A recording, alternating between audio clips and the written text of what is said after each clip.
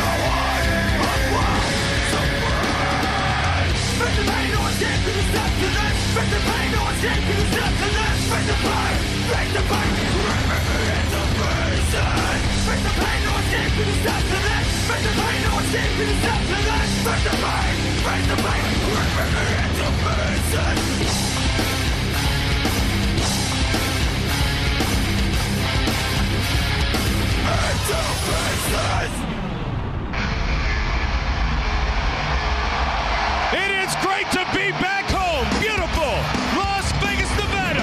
We welcome you inside the sold-out MGM Grand Garden Arena for UFC 84.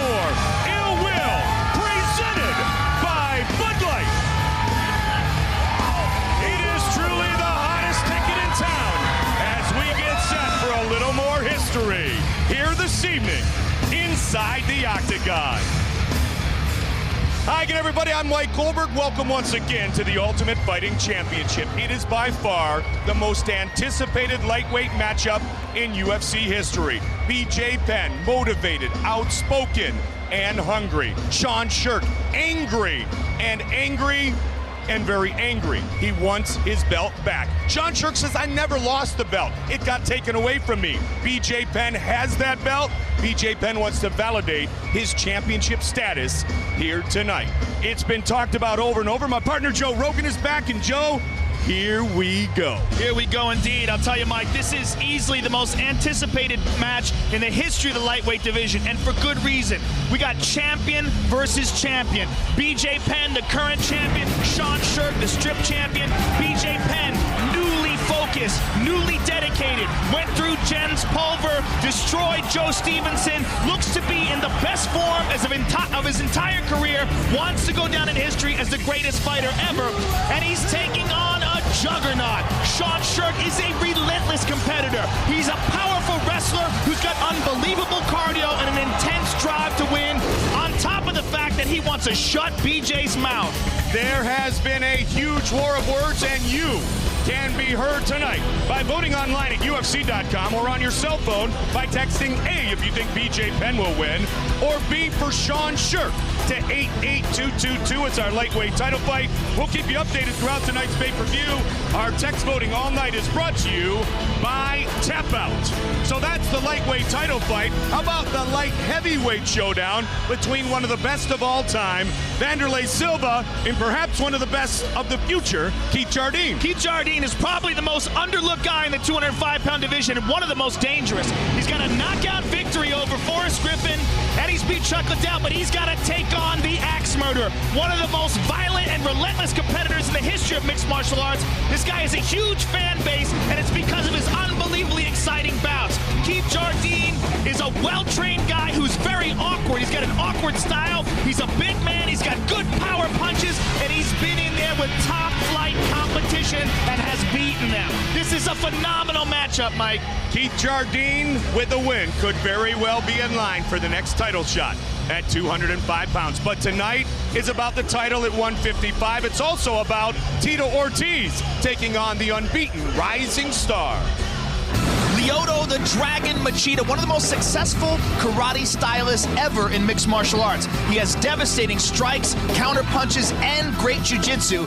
And he's taking on the former UFC light heavyweight champion of the world. Tito Ortiz is in terrific shape, injury-free, and this is his last fight in the UFC. Joe, as always, our rules of the octagon. 3 judges scored the bout duration 3 5-minute rounds. Tonight's title fight is scheduled for 5 5-minute rounds. As always, a 10-point must scoring system is in effect, with the round winner gaining 10 points, his opponent 9 or less, based on effective striking, grappling, aggression, and octagon control. Tonight's UFC 84 Ill Will, presented by Bud Light, is available in high definition. We begin in the aforementioned light heavyweight division with a battle of Brazilians. Unbeaten 12-0 UFC veteran Thiago Silva welcomes Antonio Mendes and his 11-fight win streak to the Ultimate Fighting Championship. Known for aggressive styles that have combined for 25 mixed martial arts victories, Antonio Mendes and Thiago Silva won't have to look very far to find each other when the bell rings. And these two Brazilian bangers are expected to collide viciously. Eu tô pronto. Every fight's a war. I'm ready. I'm going to do what I have to do, and I'm going to win. Antes da luta é muito fácil falar. It's easy to talk a lot before the fight. When I'm using my flying knee, he won't be laughing in the octagon. Currently riding an 11-fight winning streak with 8 wins coming by TKO, knockout, or submission, former prison guard Mendes wants to put the lockdown on the rapid rise of countryman Thiago Silva. Hailing from the MMA hotbed of Fortaleza, this master of the flying knee is eager to test his Muay Thai game against one of the division's fiercest strikers. I want to say congratulations to Thiago for being undefeated, but he's never met a fighter like me. Tonight, I'm going to bust his face up, and he's going to get his first loss. Sao Paulo, Brazil, Silva came to the UFC in 2007 with high expectations. 3 victories in the octagon later, and he has not disappointed anyone. Fresh off a stirring first-round TKO of Houston Alexander at UFC 78, Silva hopes to keep his unbeaten record intact by sending Antonio Mendes crashing to defeat. I'm very proud of the fact that I haven't been beaten. I'm going to enter the octagon without being beaten, and I'm going to leave the octagon without being beaten.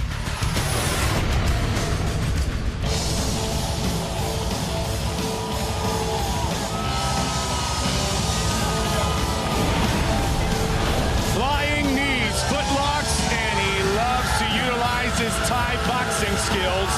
14-2, 27-year-old Antonio Mendes, fighting out of the fighting city of Fortaleza, Brazil. A very highly anticipated debut. This guy's supposed to have some really good strikes. Very excited to face one of the top rising contenders at 205 in Thiago Silva. This should be a great matchup, Mike. Both men have excellent stand-up. We have yet to see Antonio Mendes inside the walls of the octagon, but he does have quite a bit of mixed martial arts experience with a 14-2 record. He is one of the top-ranked fighters at 205 pounds in Europe right now. Of course, as everyone will tell you, it is their dream to fight in the UFC, because the UFC is the equivalent of the NFL, and if you have success in the UFC, you'll be known around the world.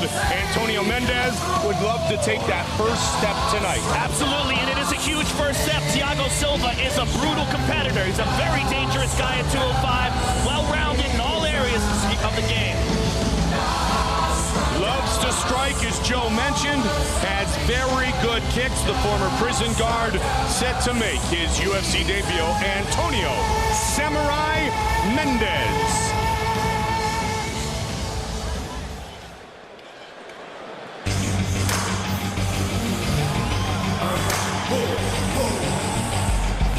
know, Joe, oftentimes we talk about the guys we don't talk about in a certain weight division. Keith Jardine we do talk about, maybe not enough, but what we don't do is mention the fact that Thiago Silva is 12-0. He's 3-0 in the UFC. He just wasted Houston Alexander. He's got 11 knockouts, 1 submission in his career, and he could truly be a factor in the light heavyweight division. Absolutely. I mean, the guy has all the ingredients. He's got the look of a killer. He trains with American Top Team. He is undefeated. He is very confident. He's young. He's got everything going his way. He got a lot of attention with a knockout victory over Houston Alexander, and a win over Antonio Mendez will move him further along in the light heavyweight division. You know, you look at Rampage and Forrest about to fight for the title. Chuck, Vanderlei Silva, Keith Jardine later tonight. Shogun will be a factor. Machida's on the card tonight. Rashad Evans, and certainly Thiago Silva right in the mix in the light heavyweight division. And quite a mix indeed. I mean, that is just a talent-filled division. And this guy is right up there, in my opinion. Recently made the move to American Top Team from his former training home in Sao Paulo, Brazil. He had been with Shootbox and Vanderlei Silva for many years. He loves his new team in sunny Florida. He's a little homesick. This is his wife, his family in Brazil. Maybe he'll win tonight. We'll ensure that he can bring them over to the United States, and he can continue to try to be a champion inside the octagon.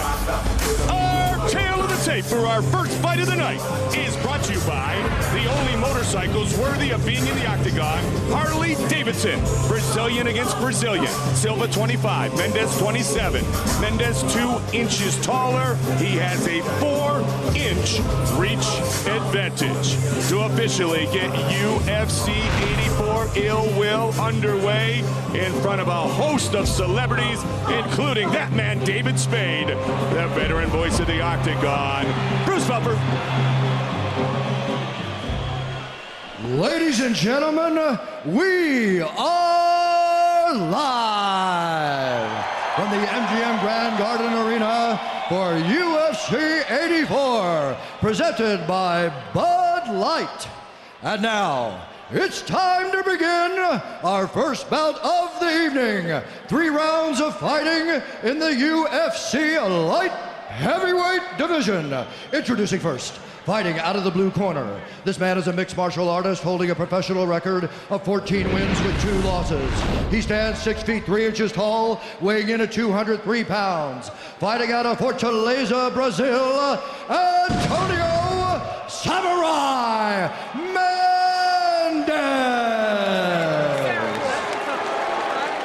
And now introducing his opponent, fighting out of the red corner, a mixed martial artist holding a perfect professional record of 12 wins with no losses. He stands 6 feet 1 inch tall, weighing in at 205 pounds. Fighting out of Sao Paulo, Brazil, Thiago Silva! And when the action begins, our referee in charge of the octagon is Herb Dean. Veteran referee Herb Dean talking to the fighters. The beautiful Ariani, Edith. Great to be back in our fighting home of Las Vegas, Nevada, the MGM Grand Garden Arena. This one has been sold out for a long time. It is unbeaten Silva against fellow Brazilian Mendez, and we are underway. Mendez comes out southpaw. He's in the white trunks. Silva in the dark trunks.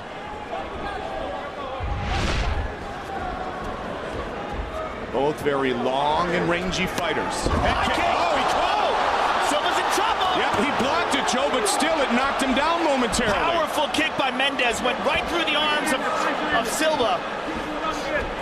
And now knees utilizing inside. some knees. Wow, that'll wake him up. Rattled. And he catches the leg and throws him down. Good start for Antonio Mendez. Silva's got to pull it together here.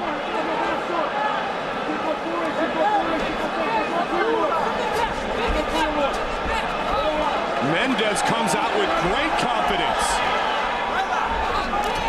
Continuing to attack. Silva staying calm. Silva, amongst his 12 victories, only one of those has gone to decision. Mostly wins by the TKO. He almost got knocked out by the head kick early. And he had his hand up there too, Joe, and still it rocked him. Yeah, powerful kicks by Mendez. All right, Thiago had double underhooks here. He's going to clinch and try to drag Mendes to the ground. Oh, Mendes goes for a judo throw and slips. So now let's see what Thiago Silva can do here. He's known for being a very aggressive fighter, is Silva. A Muay Thai brawler, if you will, and now he's trying to use that same pace with the ground game. Very nice pass, and he baits him into the mount. Dominant position here early for Thiago Silva. Mendes trying to put those legs in between his two legs. Good elbow. In a great position here. Oh, good right hand. Both well versed in jiu-jitsu, the two Brazilians. Thiago showing a great ground game here. Teeing off. He rolls to his back. He's going from half guard right back to the full mount. Back to the mount again, Joe. As we saw in the Houston Alexander fight, Thiago has an excellent mount. Now he's trying to get the choke. And he rolls him back into the mount. And delivers more punishment. Brutal ground and pound by Thiago Silva. He's got his back here now. Mendes is in big trouble. Silva teeing up. He taps. And it is all over. Thiago Silva, 13-0. Very impressive performance, Mike. He was injured early and kept his composure and pulled off a very impressive victory over a game competitor. He has some seriously violent ground and pound. Yeah, he's got a very good mount too, which is, you know, the foundation of that ground and pound. Mendes came out and he took the fight to him. Silva survived, avoided, and turns out to be the victor. Take a look at our Bud Light fight replay. Now this is the kick that got him in trouble early on. You see here, he blocked it, but it went all the way through and rattled his left ear. And now here's the end of the fight. He got the mount, landed some devastating punches to Mendes, got his back, went from back to mount to side control, just complete dominance from the top position. Eventually ground and pound Mendes to a tap out. Joe, our fight replay brought to you by Bud Light, ultimate refreshment, superior drinkability. Silva, the superior fighter, to open our night, and with the official decision, here's Bruce Buffer.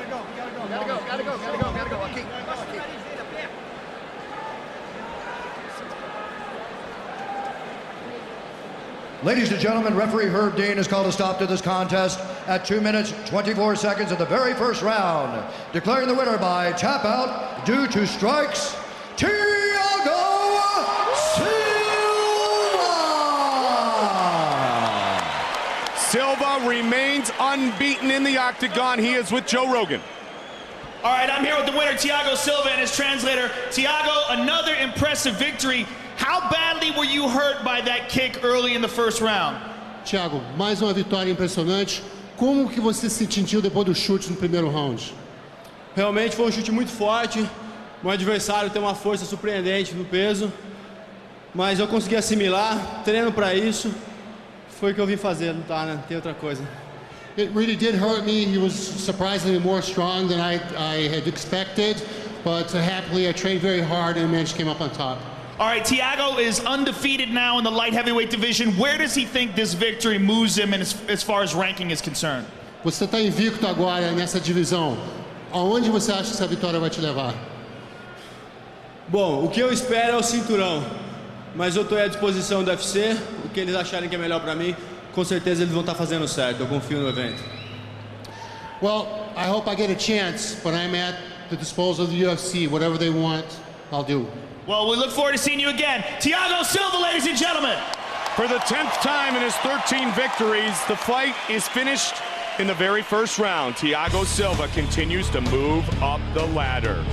All right, we asked you to be heard, and you have been already. 65% of our fans voting around the world at UFC.com and texting us A for Penn, B for Sean Sherk to 88222. Believe that BJ Penn will leave tonight as the UFC Lightweight Champion. Our texting brought to you by Tap Out, American Arrogant and In Your Face. Watch Tap Out in their crazy second season starting this July. And speaking of watching, just about a week from tonight, you're going to watch that man, the WEC Featherweight Champion, Uriah Faber, live on Versus, 9 p.m. Eastern, 6 p.m. Pacific, taking on Jens Little Evil Pulver in the biggest WEC fight ever. UFC 84 Ill Will is being brought to you by Bud Light, ultimate refreshment, superior drinkability. By the only motorcycles worthy of being in the octagon, Harley Davidson. And by Edge Shave Gel. Get your edge. Later tonight, it is our main event of the evening as BJ Penn faces Sean Sherk for the UFC Lightweight Championship. Arriving earlier here tonight at the MGM Grand Garden Arena, the reigning champion, BJ Penn, the prodigy, coming off a great training camp. But so is his opponent, the former champion, Sean the Muscle Shark Sherk, who still contends he is the real champion, and he plans on proving that by defeating BJ Penn later tonight in Las Vegas. So tonight, the MGM Grand in Las Vegas, and for our next stop, we head back to the UK. The greatest welterweight of all time, Matt Hughes, begins his quest for an unprecedented third UFC crown. When he battles Muay Thai wrecking machine Thiago Pitbull Alves, who's coming off 5 straight wins, including a TKO of Caro Parisian. Also, Michael the Count Bisping just team away is Michael Bisping. Faces Jason Doomsday. Brandon the Truth Vera battles Fabricio Verdum. Nate the Great Marquardt takes on Talus Latus. Talus Latus, submission victory. And Marcus the Irish Hand Grenade Davis goes against Mike Quick Swick. This is what the UFC is all about. The Ultimate Fighting Championship presents UFC 85 Bedlam. Live Saturday, June 7th from the O2 Arena in London, England. Only on pay-per-view. Take a look inside the locker room of the reigning champion, BJ the Prodigy Penn, one of only 2 men in UFC history to hold a belt in 2 different weight classes. He's coming off of very dominant wins over both Jens Pulver and Joe Stevenson, and looks to finish Sean Sherk tonight. Now we make our way inside Sean Sherk's locker room. He's very focused and determined. In fact, he's very angry and has a large amount of dislike for his opponent, BJ Penn. Sean Sherk has never lost a lightweight fight, fighting at 155 pounds. Sherk and Penn for the title later tonight. What a great crowd tonight. Great anticipation for this matchup. UFC 84 Ill Will presented by Bud Light. His fight sold out weeks ago. MGM Grand Garden Arena wanted to see it all. They wanted to see this one as well in the light heavyweight division. Because if you ask many believers, they believe Lyoto Machida is a future challenger for the light heavyweight crown. But to remain unbeaten and on track, he must defeat the former longtime champion, Tito Ortiz. My father always said to me, Lyoto, you have samurai blood. You must fight. I gave my life, I gave my heart, I gave my soul, I gave my mind, I gave everything I possibly can. This fight means the world to me. The challenge has been set. This fight is very important for my goal in UFC. I'm not going to look for a knockout. I'm not going to look for a quick tap out. I'm going to look in to go and try to hurt the guy. I want to punish the guy. My style is very different. I adapted my career for MMA. I know Machida is great in the stand-up. I think my stand-up is a lot better than his. When I enter in the octagon, I know I'm prepared for any situation. I want to fight. People think I'm soft. They're a big mistake. Big, big mistake. And I hope Machida thinks I'm soft because I want to punish people the way I used to punish people. Tito trying to work some ground and pound here. I know Tito talks a lot, but I know I can knock him out. He doesn't hit hard enough. His jiu-jitsu skills are okay, but your jiu-jitsu skills get thrown out the window when you get punched in the face and you get elbowed in the face and your face is all split open. I will be ready. I think he's a great fighter, and he'll have a bright future in the UFC, just not right now. I'm gonna go down swinging, or I wanna be on top swinging.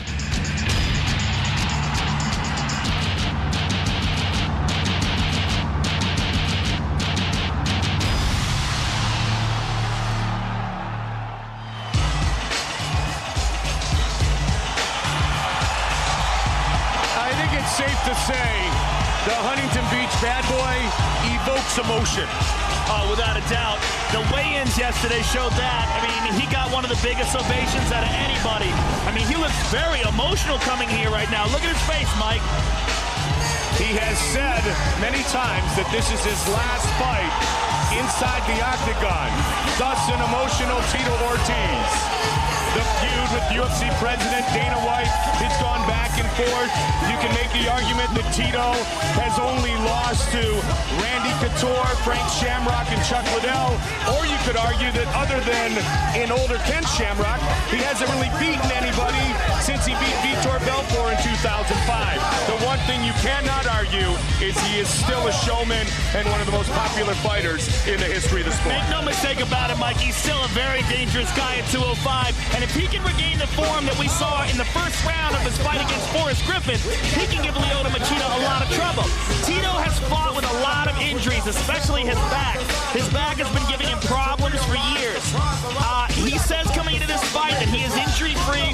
He says he's been healthy. His conditioning is great. His camp went great. He's going to need all that. Lyoto Machida is a handful. He's a very dangerous opponent for Tito Ortiz in his last UFC fight. He's publicly stated that this is it. Win, lose, or draw, he's done. As Tito walks in for what we believe will be the last time, I think back to our first fight in Las Vegas right after 9/11, Joe.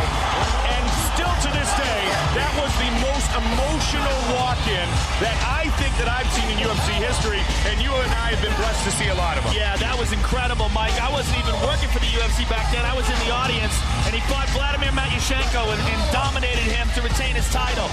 And, you know, that was the dominant Tito Ortiz. That was before the Chuck Liddell fights and before Randy Couture.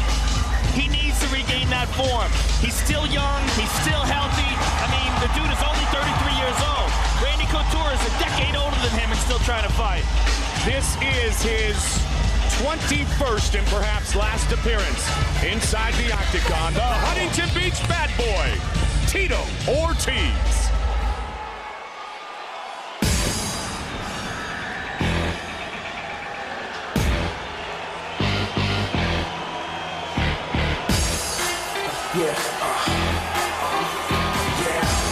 He may very well be facing the future of the light heavyweight division. The Dragon, 12-0 in his mixed martial arts career. 4-0 inside the octagon, coming off an extremely impressive performance against Sokoudjou.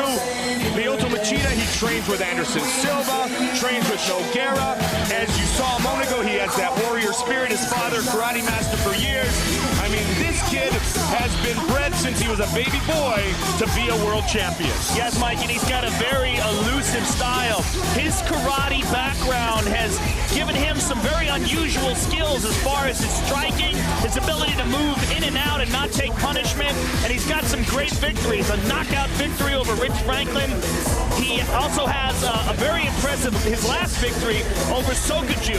He submitted Sokoudjou in the second round with an arm triangle in a bout that he took no damage, moved in and out, tied Sokoudjou up, was very elusive in his attacks, come in, attack, and get out of the way, and just showed what a tactical master he is in that fight. Two-time Brazilian champion, two-time South American champion in karate. He says, I've never held any titles in MMA, at least for now. And Machida's been very, very classy in all the build-up to this matchup. He said, I'm honored to fight Tito Ortiz. He's a veteran, one of the biggest names in the sport. Still, that being said, he is not going to be the first man to beat me in my mixed martial arts career. Never has Machida been stopped inside a round. Well, never has been stopped at all. And he is ready to, if you will, suck Ortiz into his game because that's what he does. He makes you fight a style you don't want to. It's his style, and obviously he's way better at it. And no one has been able to figure that style out yet, Mike. He is undefeated at 12-0, which is a very rare thing at this high level of the game. Our tale of the tape for this light heavyweight matchup is brought to you by the only motorcycles worthy of being in the octagon, Harley Davidson.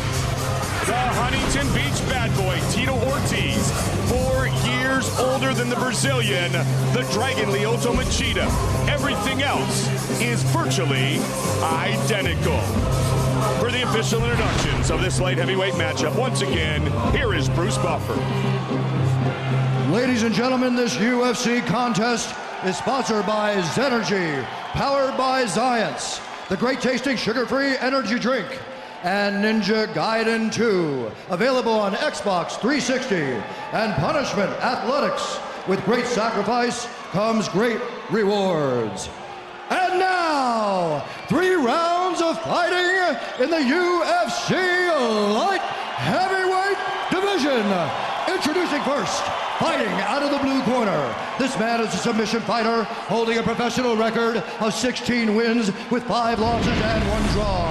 He stands 6 feet 2 inches tall, weighing in at 205 pounds. Fighting out of Huntington Beach, California, he is the former UFC Light Heavyweight Champion of the world, the Huntington Beach Bad Boy, Tito Ortiz.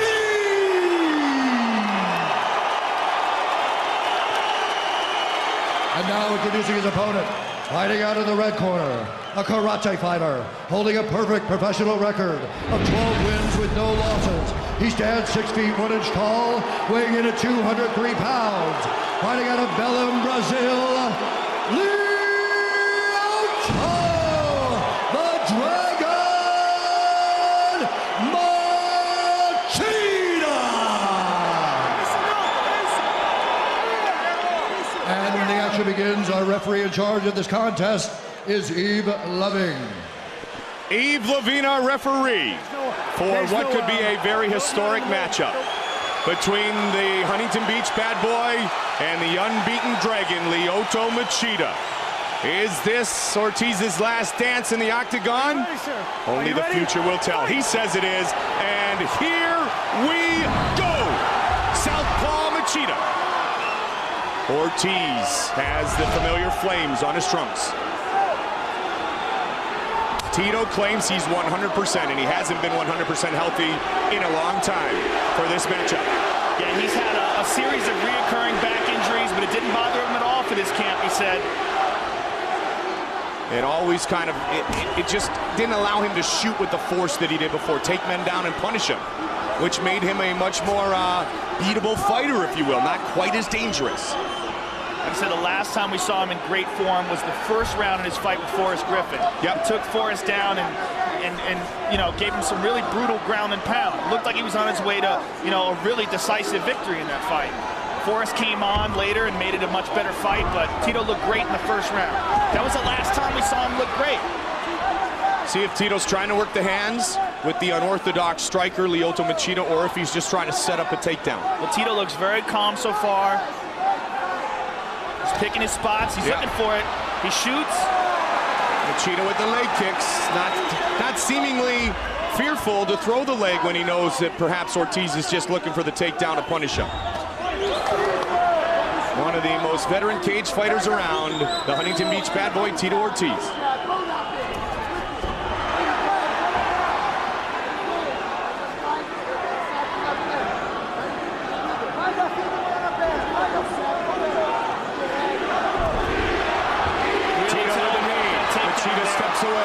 Machida shrugged it off. Now Tito has been vulnerable to judo trips in the past. And let's see if they do clinch, if that's what Machida will do. Or does Lyoto Machida think, I can outstrike this guy, there's no reason to go down. All right, Tito's got a hold of him now. Lyoto shrugs him off. And that's something right there, Joe, because Tito's still one of the strongest light heavyweights out there. Masterful at cutting down to 205. Machida's keeping his distance. to stay out of the range of the hands and the takedown attempts of Tito Ortiz. Nobody has figured out how to fight Machida yet. It's a very unusual style, Mike. I mean, he's a great grappler, but on top of being a great grappler, that elusive karate attack is very unusual. And it's hard to get guys that are that high-level karate guys who are also very good at grappling to train with. He's got great takedown defense on top of the striking, so it is a very unusual combination. Swing and a miss by Ortiz for about 6 years, was considered the greatest 205-pound fighter on the planet. That was many years ago. 21st fight in the octagon for Tito Ortiz. Great fight coming up. WEC, Faber versus Pulver, Sunday, June 1st.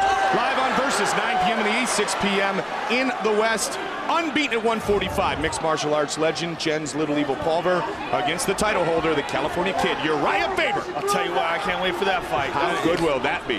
That is the greatest fight in the history of the 145-pound division. And Joe will visit with both of those men later tonight. Tito's looking for looking to get some range on that right hand. Good head kick by Lyoto Machida. Machida now goes inside. Tito just cannot get a hold of Lyoto. Lyoto masterful at spinning around and getting away from Tito. Tito, usually in the past, if he got you in a clinch, you were in trouble. But Machida is a lot stronger than people would think. Good switch kick. Kind of led with the right and then boom with the left. And that's the one thing I think that people don't realize, that, I mean, this is a guy that has thrown around some of the best around in Lyoto Machida. Yeah, he's very technical, Mike, in all aspects of his game. And you're seeing that in the way he's shrugging off these takedown attempts. Wins over BJ Penn, Stephen Bonner. Tito's upset, but I mean, what is he upset about? I mean, Lyoto is attacking. He's just being very elusive. Vernon White, first ever man to beat Rich Franklin, Lyoto Machida. Machida loves to counter with that straight left hand. Oh, switch. He hit him with a double kick. And again. Oh, he takes down Ortiz. Wow. Took Tito down with ease. Right into side control. Machida looking to finish Tito Ortiz, saved by the bell. Great finish to round one for the Dragon. He put an exclamation point on that round. Let's take a look at that, and this just shows more of the tactical brilliance of Lyoto Machida. Now here's that double kick. More flashy than anything, but just shows what he can do. But here's this takedown. Got a body lock on Tito, trip, takes him to the ground, dominates him, gets him in side control. I mean, just showing Tito Ortiz that he is not just about being elusive, he will also attack. Joe, we had mentioned earlier that Tito was vulnerable to judo trips. Randy Couture did it to him over and over again. That was the little trick Machida used at the end of the round. And if Tito can't outmuscle Machida, and if it's Machida who's going to take down Ortiz, then one has to quickly wonder, what can Tito do to win? Well, the interesting thing about it is how, there you go. The interesting thing about it, Chuck Liddell. The interesting thing about that attack was how much he lured Tito into a false sense of security. He was constantly moving away, constantly be elusive, and then he attacked very aggressively. And that's when he got the takedown. The Iceman in the first row, watching his longtime nemesis, Tito Ortiz, fight a man who perhaps could fight Liddell in the future, Lyoto Machida. Hamstring is healing. We will see Chuck, hopefully, by early in the fall, late in the summer. Nice counter left hand. That's that he loves to throw that straight left hand.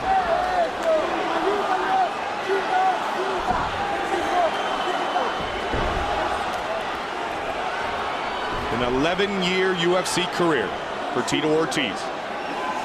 I think the kind of guys who are going to give Lyoto Machida much more trouble are the really dangerous strikers at 205. The really dangerous and experienced strikers. Tito is, you know, a ground and pound expert, and if he can't get it to the ground, he's at a distinct disadvantage right now in this fight.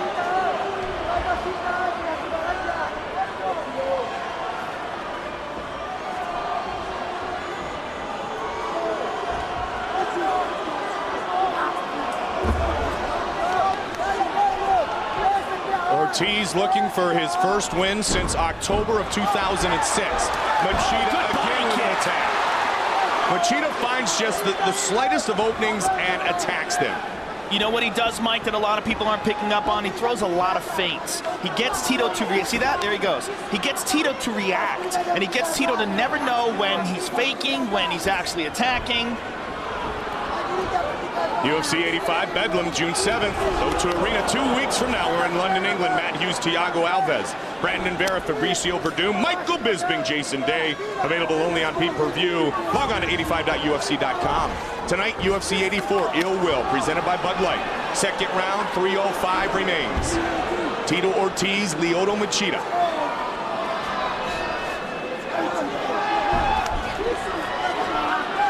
Machida seems so comfortable right now. Quick little snap with the uppercut. I mean, Tito hasn't been aggressive at all so far in this round, Joe. He can't figure him out. Yeah, he seems to be waiting for Lyoto to get into range.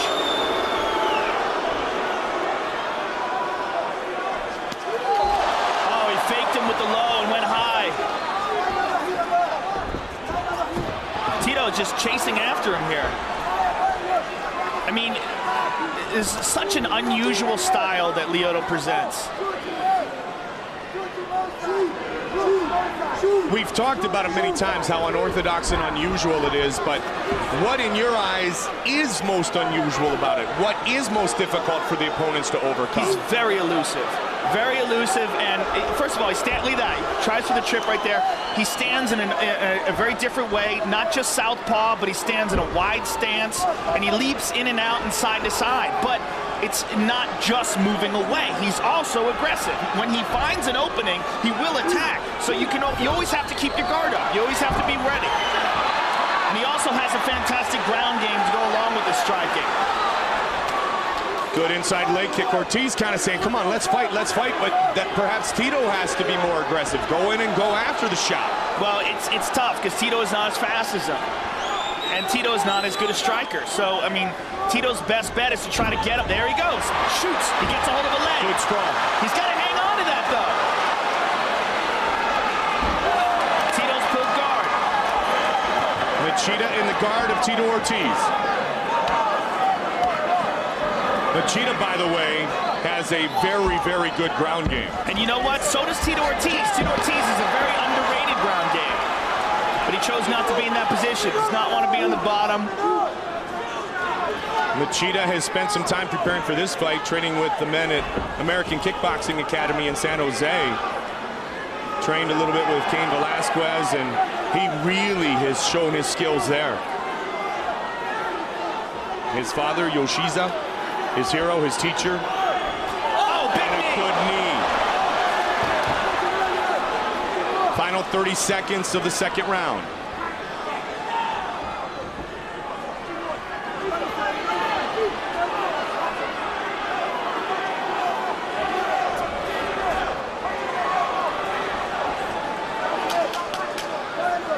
Tito's eye bloodied up a little bit. He says, let's go, let's go. And Machida does. Tito says, let's fight. Oh, good body kick by Tito. Now he shows aggression. Well, he's got to do that. He's got to chase him down like that. But when you do, you run the risk of being countered. Let's take a look at some of the action here. I mean, Lyoto Machida showing. There's he faked low and went high, partially blocked by Tito's hand. But it just shows the diversity in his techniques. There he is shrugging Tito off and throwing a body kick.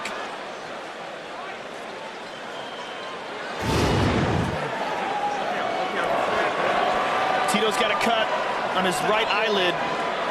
Leon Tabbs taking a look at that, trying to stop the bleeding. What are you doing? Lunging. Fucking running the whole time, man. No, double jab. Double jab. Double jab. To the right. Just box. Have fun. Stay inside the pocket. That's former heavyweight champion Rico Rodriguez giving Tito advice. And in the other corner, present heavyweight champion, Antonio Minotauro Nogueira. Third and final round. Perhaps the last final 5 minutes of Tito Ortiz's career inside the octagon. Will he leave it all inside the 8-sided cage? They touch. Ortiz said in his corner, he's running the whole time. It's not running, though. You know, Lyoto moves right? away. Yeah, I mean, it's intelligence. I mean, he is attacking. He does find openings, but he doesn't just stand right in front of you and let you hit him. Which is actually a good idea. Yeah, it's a very smart thing.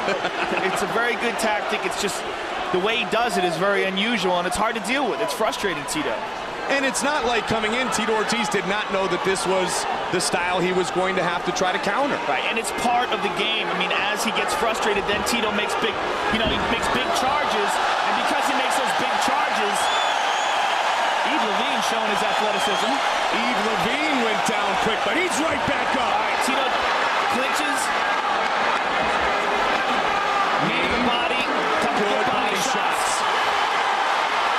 Ortiz will look for the takedown now. Lyoto pushes him off. Tito's got to make something happen in this last round. Under 4 minutes remains in the fight. And right now, Lyoto's very close to him.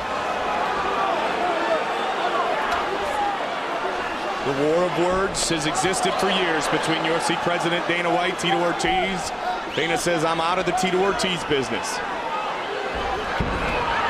Tito takes another shot. Lyoto shrugs it off.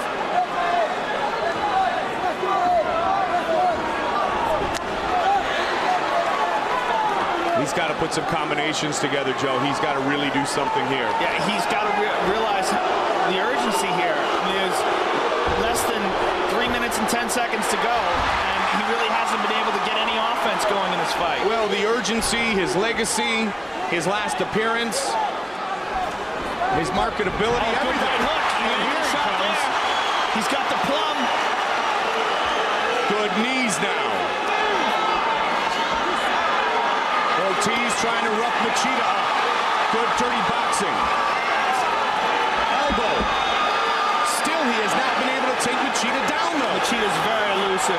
And every time Tito tries to get him up against the cage and get something going, Machida sprawls out or pushes him away. Tito's got a leg. Great takedown defense by Machida. I mean, really impressive stuff. And he is free. Right back into the clinch game. 2 minutes, 15 seconds remains in the fight.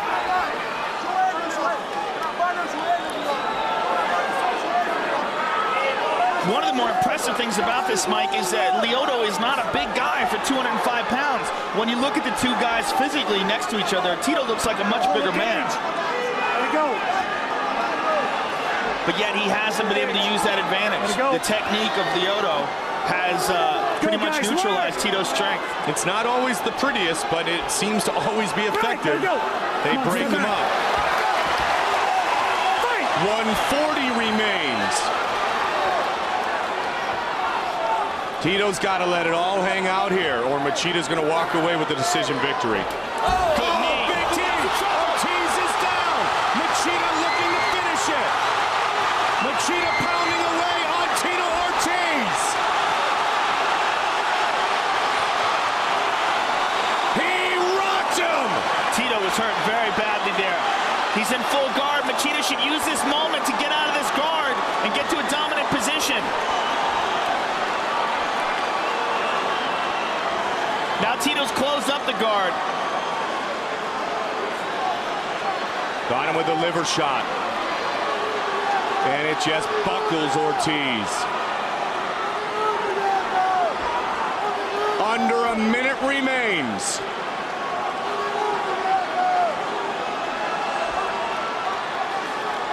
There was a big opening there where Tito's legs were wide open. Lyoto was in his guard, and he could have gotten out of it to a much better position. Oh, look at this!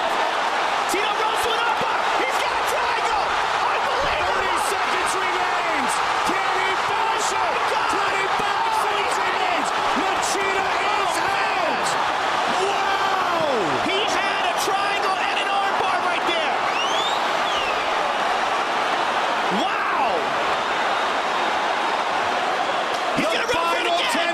chance. He'll look for it one more time, Joe.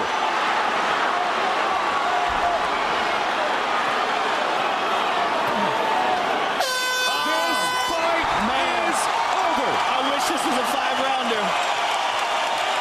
What a battle. Man. And the Diesel. How close was Daddy that? loves it. Tito Ortiz was so close to pulling off that victory. You know, that's incredible. He's never shown any attempts at a submission off his back like that before, and he shoots it on one of the best guys in the division, almost catches him.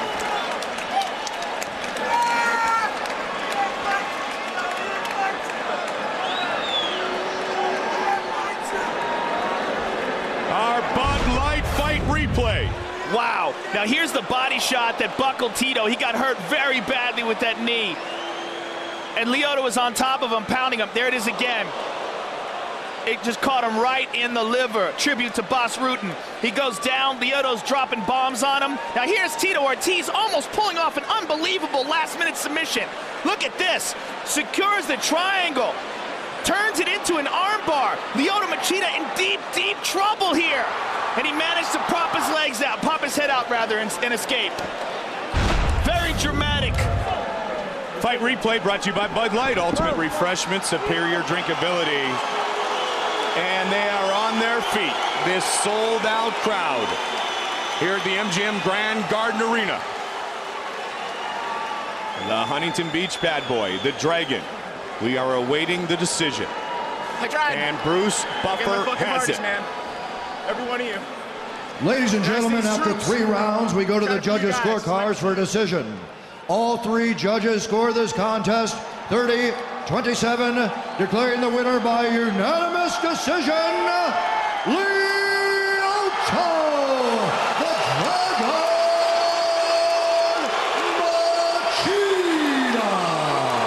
He defeats the former 5-time light heavyweight champion Tito Ortiz. Rico Rodriguez, the former UFC heavyweight champion Machida, inside the octagon, victorious, and Joe Rogan catches up to him.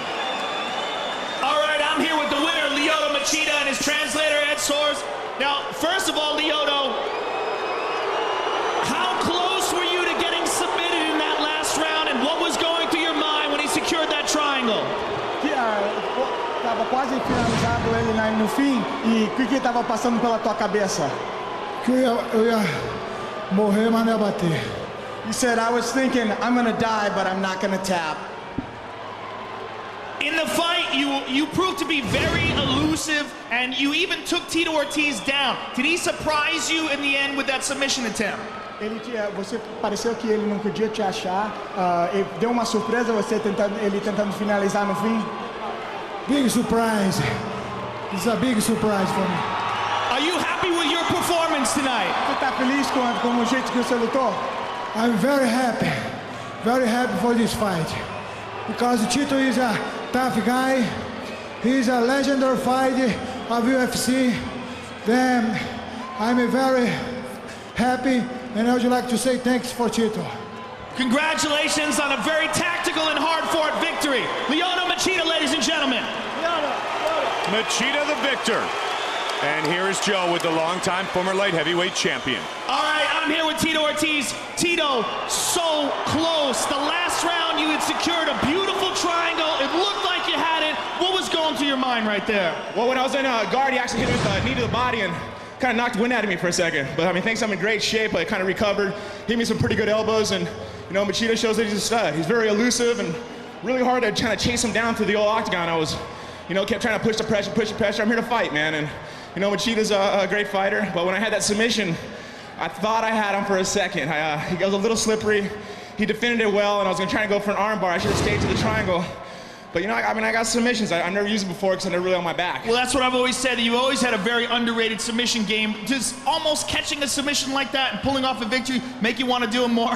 Oh, I'm here for another 3 or 4 more years. Maybe not here in the UFC, but I'm gonna be fighting for a long time. You know, a lot of the stuff that happened before, between me and Dana White, you know, it's all bullshit, man. It's just hard feelings that we have towards each other. It's personal, but the Fertittas have been awesome people, what they've done for the UFC, what they've done for this company. I gotta thank them. But you know, I've gave 11 years in this octagon, and it's too bad that I'm leaving right now. I'm gonna go to greener pastures, I hope, in the future. You guys are gonna see me fighting a lot more. I mean, I got great fans. Listen to the audience here, they're going crazy. Is this definitely your last fight in the UFC? There's anything that can talk you out of it, or are you decided? No, I haven't decided at all. You know, I'm gonna go back home, take about 2 weeks off. You know, I got my book tour coming up, going across the United States. I've done an autobiography of really my whole life story of where I became and who I am today, and it's been a hard road, but you know, hopefully it's an inspirational story that everybody can see. Go to Barnes & Nobles and check it out. But I mean, it's just the factor that I gave my life and soul to this octagon, bloods and tears, for the greatest fans in the world, MMA fans. If it wasn't for you guys, I couldn't do what I do in this octagon. Well, if this is your last fight in the UFC, I want to thank you for all the very entertaining and fantastic fights you put on. Ladies and gentlemen, please, a big round of applause for Tito Ortiz. And one more thing, Logan. If you remember, the first time you interviewed me was my first fight in the UFC, back in UFC 13. It's nice to see you interview me once again. All my fans, and I thank my coach Saul Solis, Rico Rodriguez, Paul Lacanino, my best friend and assistant Joshua Allen, of course my beautiful girlfriend Jenna Jameson, my wife, our ex-wife Kristen. Thanks for supporting my son and to take care of my son, and my clothing company. It's great to have Jenna, my ex-wife, good friends, and everybody at Punishment, and all my sponsors. I got to thank everybody.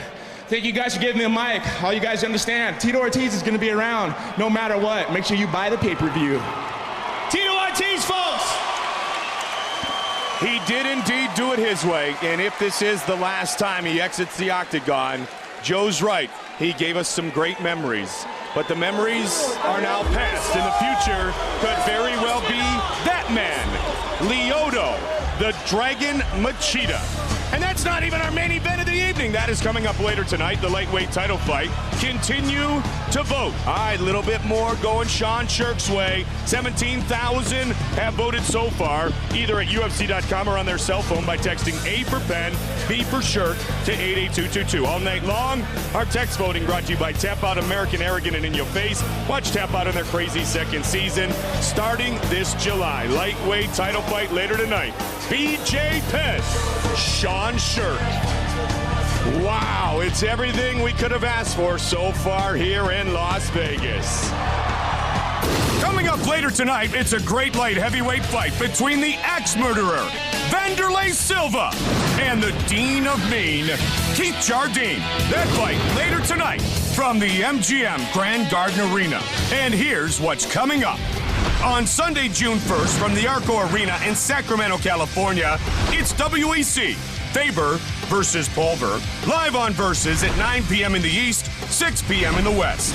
Uriah Faber defends his WEC featherweight title against mixed martial arts legend Jens Little Evil Pulver. Tickets are still available, but are going fast. Then the UFC returns to the UK on Saturday, June 7th, from the O2 Arena in London, England, for UFC 85, Bedlam. Matt Hughes takes on Thiago Pitbull Alves. UFC 85, Bedlam, Saturday, June 7th at 10 p.m. in the East, 7 in the West. Or watch it live at 3 p.m. Eastern, 12 p.m. Pacific on pay-per-view from London, England. Every Wednesday, tune into Spike TV at 10 p.m. for The Ultimate Fighter, Team Rampage versus Team Forrest. The season culminates with the live finale on Saturday, June 21st. On Saturday, July 5th, from the Mandalay Bay Event Center in Las Vegas, it's UFC 86, Jackson versus Griffin. Quentin Rampage Jackson defends his light heavyweight championship against Forrest Griffin. Tickets are still available. Then, on Saturday, August 9th, the UFC heads to Target Center in Minneapolis, Minnesota for UFC 87, Seek and Destroy. UFC welterweight champion George St. Pierre faces his toughest test in #1 contender John Fitch, who's 8-0 inside the octagon. Plus, Kenny Florian faces Roger Huerta in what could be the lightweight fight of the year. Saturday, August 9th, from Minneapolis, Minnesota. Tickets go on sale tomorrow at the Target Center box office. Tickets for all UFC events can be found at Ticketmaster.com and StubHub.com. And that's what's coming up inside the octagon. Lots coming up inside the octagon. It'll be great to go to the great state of Minnesota, the Twin Cities, the land of 10,000 lakes. Now, We remain in the light heavyweight division. Winner of 4 straight fights inside the octagon, Brazilian Wilson Gouveia seeks his own title shot. But first, he must hand the Croatian Goran Reljic his first mixed martial arts loss. Just when you thought the light heavyweight division couldn't hold any more world-class talent, Croatian Goran Reljic enters the picture. But Brazilian Wilson Gouveia doesn't plan on giving up his spot on the light heavyweight ladder to a UFC rookie. Who's this guy? Nobody knows, you know, and he's coming here and he's gonna, you know, start talking shit. So I'm just gonna, you know, punch him in the mouth and make him go back to Croatia. I have heavy hands and heavier kicks. That's one thing for sure I know. Physically, I'm stronger. And I think I'm mentally much more prepared than he is. In one of mixed martial arts' great turnarounds, Gouveia rebounded from a 4-3 start to his career to put together wins in 6 of his last 7 fights, a string that includes 4 straight UFC victories and a recent knockout of Jason Lambert. Now rapidly moving within striking distance of a title shot, Gouveia is focused on one thing: defeating the Croatian Goran Reljic. I'm gonna punish him, you know. I'm gonna kick his legs, I'm gonna punch him in the face, and make him feel the pressure. A native of Zadar, Croatia, who makes his home in Zagreb, 24-year-old Goran Reljic is a decorated grappler and solid Muay Thai practitioner who was inspired to fight by his friend, feared striker Mirko Kroka. 7-0 as a professional mixed martial artist, Reljic is ready for whatever Wilson Gouveia throws at him, and he is extremely confident that he will reign supreme in his UFC debut. He's a good fighter, but has a very big mouth. And I think it's about time that somebody shut him up.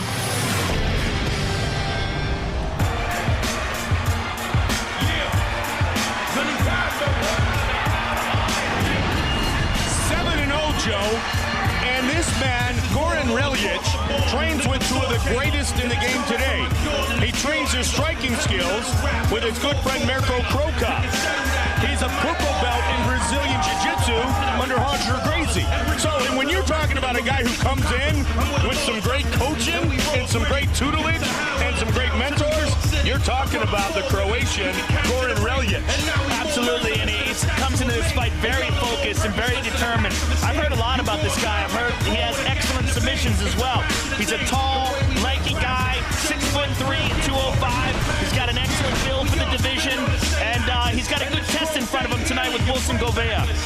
In addition to those 2 superstars, if you will, of this game today that he works with, he's trained with Dean Lister, Minotauro, not surprisingly, Fabricio Verdum, and he believes that even though he's fought in the smaller shows, that he brings a big-time presence into his first UFC fight. Well, he is located to Las Vegas. He's been sparring with Vanderlei Silva, Forrest Griffin, Martin Kampmann. So, you know, he's taken all the necessary steps for this UFC debut, and he wants it to be a successful one. 5 of his 7 wins have come via submission. He considers himself a natural-born fighter. The interesting thing about this matchup is that both men like to stand and trade, so this could be spectacular. Born and raised in Zadar and Zagreb, Croatia, Goran Reljic making his UFC debut at 24 years old.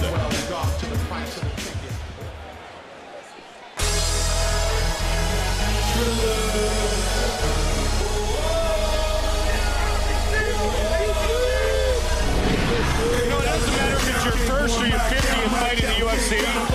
There's no easy ones anymore, and for Reljic, he runs into one of the hottest fighters right now at 205 in Wilson Gouveia, coming off a good win over Jason Lambert. I mean, here's a guy who's won 4 straight in the octagon, 10 fights overall, after losing to Jardine in his debut way back in June of 06. He just continues, like many, to get better every time. Yeah, and that was an interesting debut against Jardine. He was doing great in the first round, but Jardine eventually wore him down with his conditioning and leg kicks. Wilson Gouveia is always a dangerous fighter. He was getting punished by the Punisher, Jason Lambert, until he landed a left hook out of nowhere and put Lambert on his back for the victory. He is a very talented guy in all aspects of the game. Very good stand-up, very good jiu-jitsu. Wilson Govea getting ready for this fight in the Harley-Davidson Prep Point. And looking forward to his battle inside the octagon against Goran Reljic. He feels he's faced much better competition. He first started training his Brazilian Jiu-Jitsu in Fortaleza, Brazil with his mentor, Marcus Aurelio, who's one of the best in the sport right now. He trains in Fortaleza with Thiago Alves. He'd like a rematch with Jardine right now. He'd like to win this fight standing in front of him tonight. Our tale of the tape for this light heavyweight showcase is brought to you by the only motorcycles worthy of being in the octagon, Harley-Davidson, the Croatian. 5 years younger than the Brazilian, and a huge reach advantage for Goran Reljic with an 81-inch reach. What a night indeed, as The Rock is here tonight inside the sold-out MGM Grand Garden Arena. Those are some white teeth. Those are some seriously white teeth. The Rock is a cool dude, bro. And here we go with the official introductions from Bruce Buffer. Ladies and gentlemen, this fight is 3 rounds in the UFC Light Heavyweight Division. Introducing first, fighting out of the blue corner, a mixed martial artist holding a perfect professional record of 7 wins with no losses. He stands 6 feet 3 inches tall, weighing in at 205 pounds. Fighting out of Zagreb, Croatia, Goran Reljic. And now introducing his opponent, fighting out of the red corner, a Brazilian Jiu-Jitsu fighter holding a professional record of 10 wins with 4 losses. Standing 6 feet 1 inch tall, weighing in at 205 pounds, fighting out of Coconut Creek, Florida, Wilson Govea. And when the action begins, our referee in charge of the octagon is Herb Dean. Herb Dean, our referee. Wilson Govea. Goran Reljic. Young 24-year-old. Let's do it. Coming out southpaw. They touch and they're ready to go. White and black trunks for the Croatian. Solid black trunks for the Brazilian. Fight scheduled for 3 5-minute rounds. Good inside leg kick by Govea. Reljic, one would imagine, really, really dangerous with his strikes. And so is Govea. No question. Govea really keeps his head tucked nicely. You can see there, Joe. He keeps his head low, keeps his shoulder high. Reljic is swinging for the bleachers, man. Well, if his kicks are anything like the kicks of his mentor, Mirko Krokop, and maybe they are, Govea better be ready. Even blocking those in the arms could be very dangerous. We've seen it time and time again where guys get broken arms because of blocking these kicks. And Reljic is throwing a lot of power into all his strikes. You see his stance, the way he's holding himself. He's poised to just throw power. And the stance of Reljic is one that really leaves not a lot of space for Govea to attack, because he stands at such an angle away from his opponent. He doesn't stand face to face. He is throwing some power in that left kick, Mike. And a good head kick again. He's got Govea's attention. That one really got Govea's attention. He lit up the shoulder already. You can see the big red mark on the right shoulder of Wilson Govea from one of those head kicks. Govea trying to mix it up. Very elusive is Reljic. Swinging wild. Maybe showing a little frustration. See when the next kick comes. Good counters. Nice counter left hand by Reljic. UFC action tonight, UFC 84, WEC in 8 days. Jens Pulver, Uriah Faber, featherweight title on the line from the Arco Arena, 9 in the East, 6 in the West, on Versus.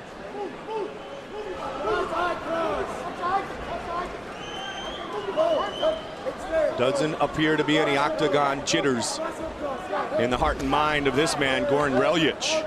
No, none at all, Mike. He looks very composed in there. Undefeated after 7 fights. Never has a fight gone to the decision. Oh, good left kick. His attack seems to all be coming from the left side.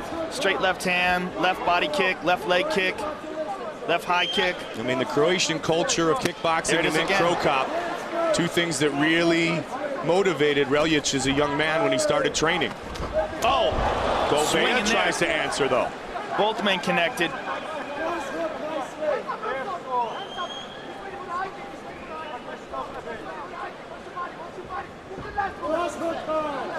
American top team fighter, Wilson Gouveia, very hungry for his shot at the title. Wilson showing respect here for Reljic. He's not attacking. Well, Jason Lambert was very good in the first round against Gouveia, and then he ate a big one. Good body kick counter by Reljic. You know, Joe, the interesting thing is that we found out, because Jason Lambert is a heavy-handed dude, that Gouveia does have that one-strike knockout power. So as Reljic looks like the man who's been the busier, scoring more points, he's still got to be very cautious of the explosion of Wilson Gouveia. Gouveia with a left hook, it missed. He was able to block the head kick. He's blocking that kick, but he's taking it full power. Oh, again. Flinched at that one a bit. Let's see if indeed Reljic mixes it up now. Gouveia's arm is red in 4 or 5 different places where he's been absorbing these kicks. Tries to counter right hand there. And again. When Reljic throws the hands, Gouveia seems to have a pretty good answer, Joe. At least an attempt at an answer with the counter. Good uppercut. Good right hand. Now Gouveia pushing forward. Some shots there. Gouveia with a body shot. Tried the uppercut again. Reljic with some trouble. And he pulls guard. Pulls guard. Very intelligent. That's the first time we've seen Gouveia as the aggressor. And that's kind of what we talked about with the Lambert fight. Wilson Gouveia is a black belt in jiu-jitsu.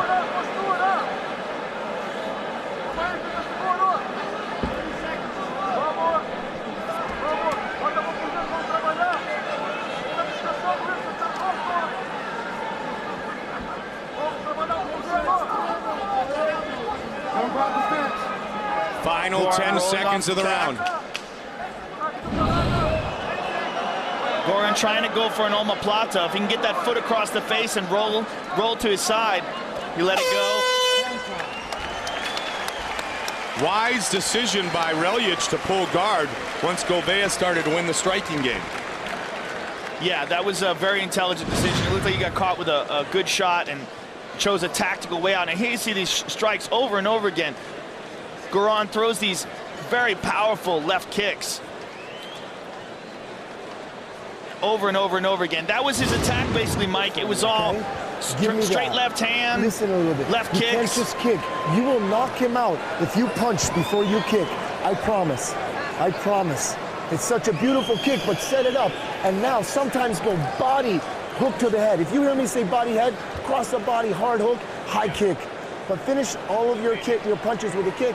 Sometimes go leg, sometimes go direct to the body. Sean Tompkins giving Reljic some excellent technical advice, telling him to set up those kicks, be a little bit less predictable. Good start for the Croatian. Good finish of the round for Wilson Gouveia, the Brazilian. He's a gamer.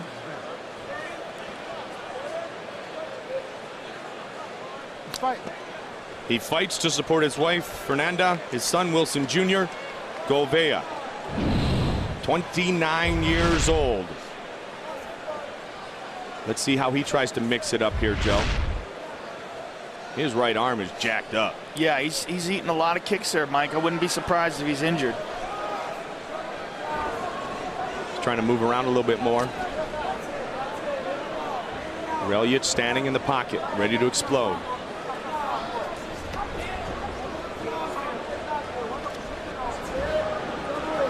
Let's see when the next kick comes. The hands have been even, maybe even advantage Gouveia. Like I said, there's good counters by Gouveia when Reljic throws the hands.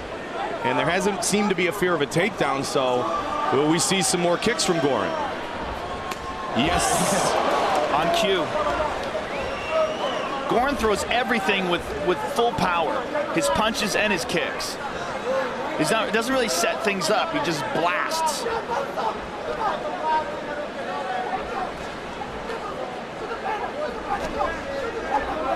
He hasn't mixed up his kicks a lot, although why would you when they continue to land? But there he does a little bit. There he goes for the body, Joe. And he's pushed down in that attempt. Gouveia attacks. What a good fight. Big left hook by Wilson Gouveia. Goran's in trouble. Close guard by Reljic. Wilson Gouveia trying to pound away. Elbows. Reljic is in trouble here. He's in a lot of trouble up against the fence. He's doing a good job of blocking punches. Oh, but now he's tied up. Taking some deep breaths.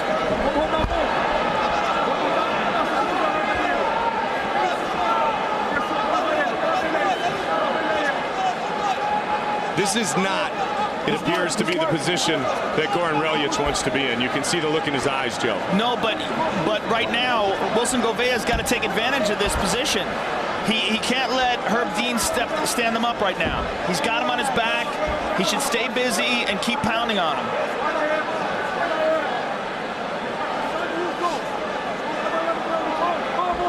Midway point of the fight.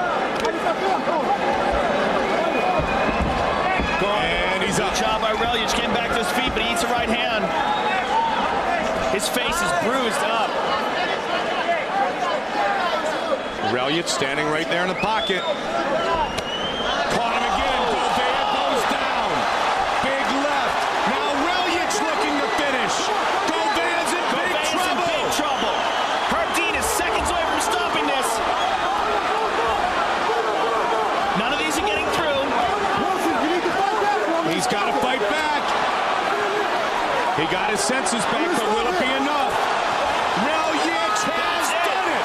It is unbelievable. Goran Reljic wins his UFC debut. Wow. What a back and forth battle that was. Let's take a look at the replay. Let's take a look at what dropped him. Our Bud Light fight replay. There it is. It was a left to the temple. Bang, right there. Wilson Gouveia drops, and Goran Reljic all over him.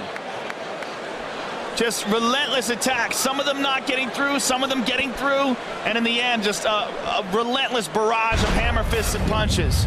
Fight replay brought to you by Bud Light, ultimate refreshment, superior drinkability. What a display by the no longer UFC rookie against this diamond in the rough, Wilson Gouveia. Bruce Buffer has the official decision. Ladies and gentlemen, referee Herb Dean has called a stop to this contest at 3 minutes, 15 seconds of the second round.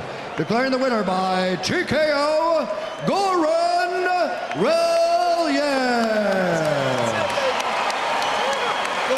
The Croatian reigns supreme. He is inside the octagon with Joe.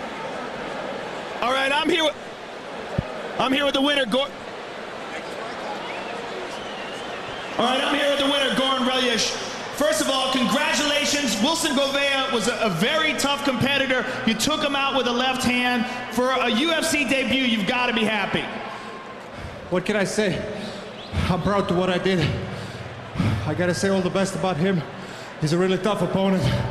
He almost knocked me out in the first round. And, I mean, I trained like an animal for 2 months for this fight here in Las Vegas, Nevada. And I did my best, so I think I deserved it. We should say hi to my sponsors, Premier Fighter.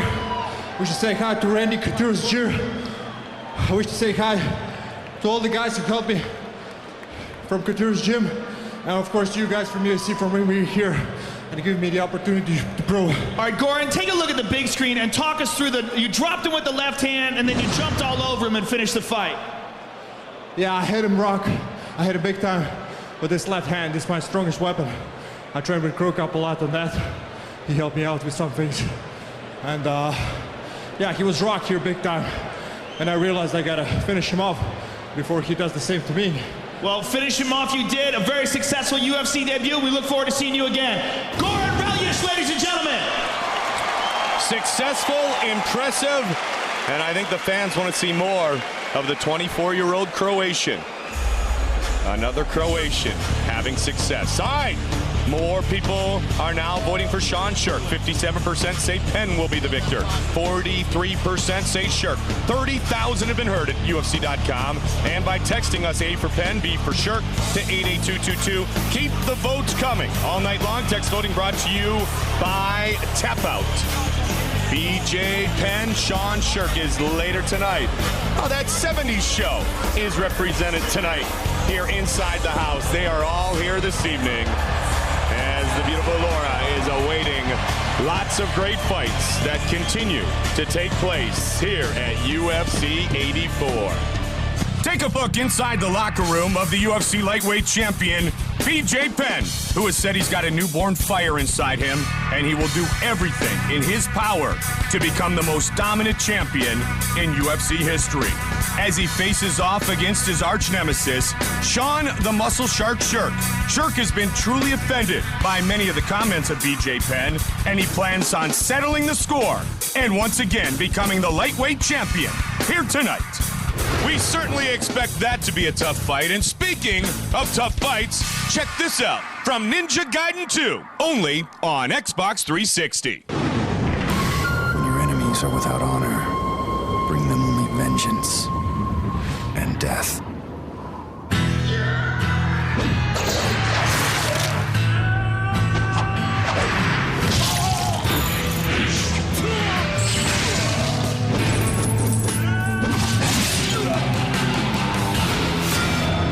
Ninja Gaiden 2, rated M for mature. Ninja Gaiden 2, available June 3rd, only on Xbox 360. Earlier tonight, heavyweight matchup. Christian Wellich looking to tackle Shane Carwin's drive for victory in his UFC debut with the official introductions, Bruce Buffer. Ladies and gentlemen, this fight is 3 rounds in the UFC heavyweight division. Introducing first, fighting out of the blue corner. This man is a wrestler holding a perfect professional record of 8 wins with no losses. Standing 6 feet 3 inches tall, weighing in at 252 pounds. Fighting out of Denver, Colorado, Shane Carwin. And now introducing his opponent, fighting out of the red corner, a mixed martial artist holding a professional record of 9 wins with 2 losses. Standing 6 feet 3 inches tall, weighing in at 230 pounds, fighting out of Sacramento, California, the Hungarian Nightmare, Christian Wellich. Hands on him right away. And when the action begins, our referee in charge of the octagon is Yves Leving. So Yves Levine, our referee. Shane Carwin set to make his UFC debut. The beautiful Ariane Edith in attendance here tonight. Great to be back in Las Vegas, MGM Grand Garden Arena. You ready, sir? You ready? Fight! Here we go. In the red and black trunks, the newcomer Shane Carwin. In the scarlet and gray trunks, if you will, is Christian Wellich. Very stiff. He's throwing some big power in his punches. Known for his ground and pound, Joe, but all these men who want to compete at a high level in mixed martial arts are always ever evolving. Both guys are coming up a little bit short in their punches. They both look a little tense. Carwin spars on a regular basis with one of the top fighters in the UFC. Good right hand by Wellich. Wellich able to connect, and again with the jab. See how Carwin's head movement is if he gets more... Down goes Wellich, and it is all! Forget about head movement! Knockout win! Wow! Big power. Big power displayed by Shane Carwin.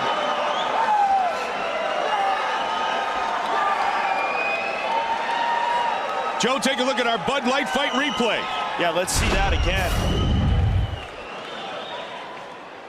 Bang, right on the button. Carwin was coming up a little bit short with some of those punches earlier. He was getting the distance, and there you see he's got it down. Just right on the button, rather. Oh, man, nice. That was textbook. Mouthpiece flying. Yep. Wellish drops. Fight replay brought to you by Bud Light, Ultimate Refreshment, superior drinkability. Shane Carwin. And still, he has never had a fight last longer than 1 round. He wins his UFC debut. Here is Bruce Buffer. Ladies and gentlemen, referee Yves Leving has called a stop to this contest at 44 seconds of the very first round, declaring the winner by TKO, Shane Carwin. TKO, 44 seconds in. Carwin burst onto the scene, and he is with Joe. All right, I'm with the winner, Shane Carwin. First of all, Shane, congratulations on the UFC debut. Thanks, man. It's great to be here. This is the place, man, right here, the UFC, baby. Well, you came through in flying colors. Take a look at the Bud Light replay and talk us through this one-punch KO. I mean, Christian, we're just doing some boxing there, connected, straight down the pipe. Nice to see, isn't it? Beautiful. Beautiful. Well, that, my friend, will be on highlight reels for days to come, and we look forward to seeing you again. Shane Carwin, ladies and gentlemen. Thanks. I want to thank Grudge, and I want to thank my coach, Trevor Whitman, man. He's my boxing coach. Thanks, Coach. Trevor Whitman, Nate Marquardt. Watch their newest product, Shane Carwin, reigns supreme in just 44 seconds in his UFC debut. As I said, they're all in attendance tonight. The beautiful and lovely Mandy Moore. She's becoming a UFC regular. And justifiably so. Group B inside the locker room. A look live at BJ Penn, the UFC Lightweight Champion. Later tonight, he'll be in our main event of the evening against the former Lightweight Champion, Sean Sherk, who did not lose his title inside the octagon. He lost it in the courtroom. And tonight, he dearly wants to get it back. Our main event is later tonight here at UFC 84, Ill Will, presented by Bud Light. But before that, the light heavyweight matchup everybody's talking about. He shocked the mixed martial arts world by beating Liddell. If Jardine can beat Silva tonight, he would seem destined for his shot at the light heavyweight title.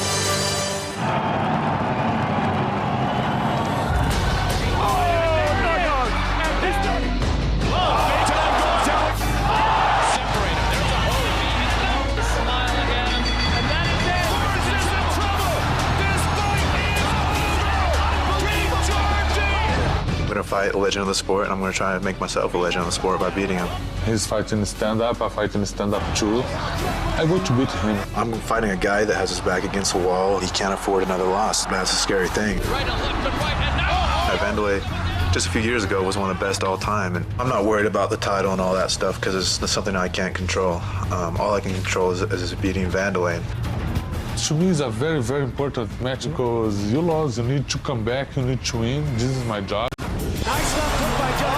I wasn't supposed to beat Forrest back in the day, and I wasn't supposed to beat Chuck. He's to the head. Vandalay opening up. He's a guy that everybody was afraid of a little while ago. But it's hard to believe that they got me as an underdog in this fight. I'm fighting with my technique, I fight with my condition, but I'm fighting a lot with my heart. I expect him to come flying across the ring and throw these incredible haymakers, but I'm a better boxer, I'm a better kickboxer, I'm a better wrestler and grappler. I'm going for to knockout to beat him so fast. He's got to be ready to get in a war. It's going to be a war. And the harder the fight goes, the harder I go. I need this victory. I'm not stopping. I beat Vandalay Silva. You can't deny me my place in the UFC history books.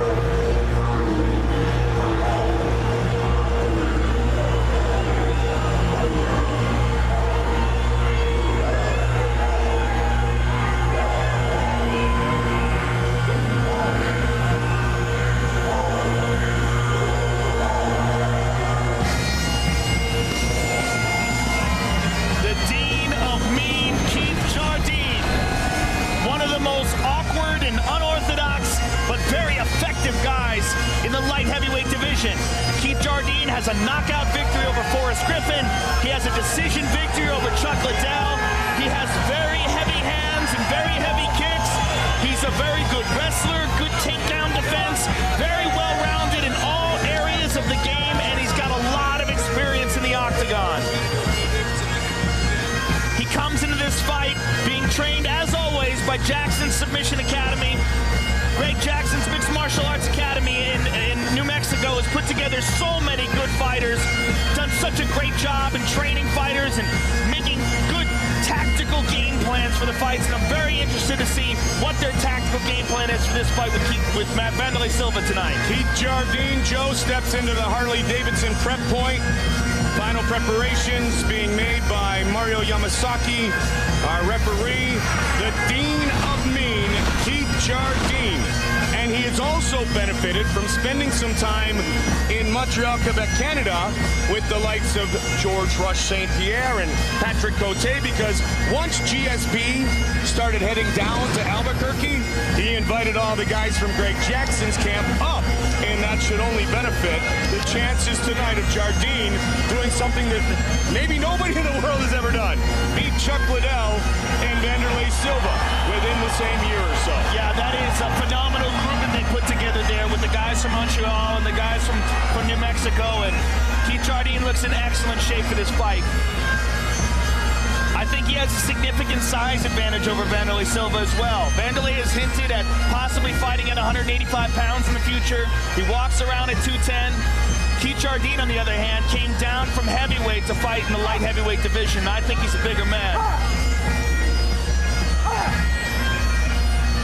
The Dean of Mean, Keith Jardine, looking to make his way into the history books.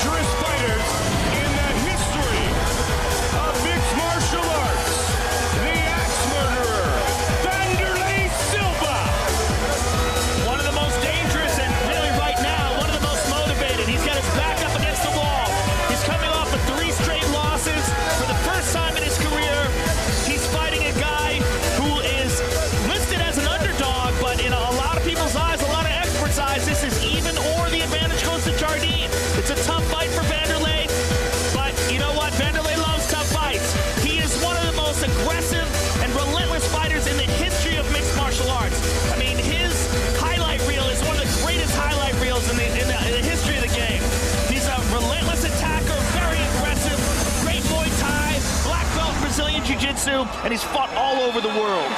He enjoyed a 5-year run as the Pride 205-pound champion, but he hasn't won since July of '06, losing 3 straight fights to Henderson, to Jackson, and to Liddell. Still, though, it bothers him. And for the first time to prepare for this fight, he got himself a true Muay Thai boxing coach in Master Chan. Vanderlei Silva, 31 wins in his mixed martial arts career. Only 31 years old, nearly 12 years in the fight game. And Joe, trust me when I tell you, he is ready tonight to reign supreme for the first time in a long time inside the octagon. He's beaten Rampage 2 times. He has defeated Henderson. And now tonight, he looks to get back to his winning ways after the Pride losses to, Crow Cup and Henderson in '06 and '07. And he's got to do it against one of the hottest men in the game today, the Dean of Mean, Keith Jardine.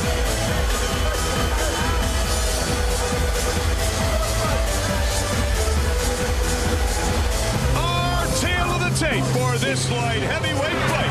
Brought to you by the only motorcycles worthy of being in the octagon. Harley-Davidson, Silva 31, Jardine 32, Silva 5'11", Jardine 6'2". Jardine will have a slight reach advantage. Once again with the official introductions, here is Bruce Buffer.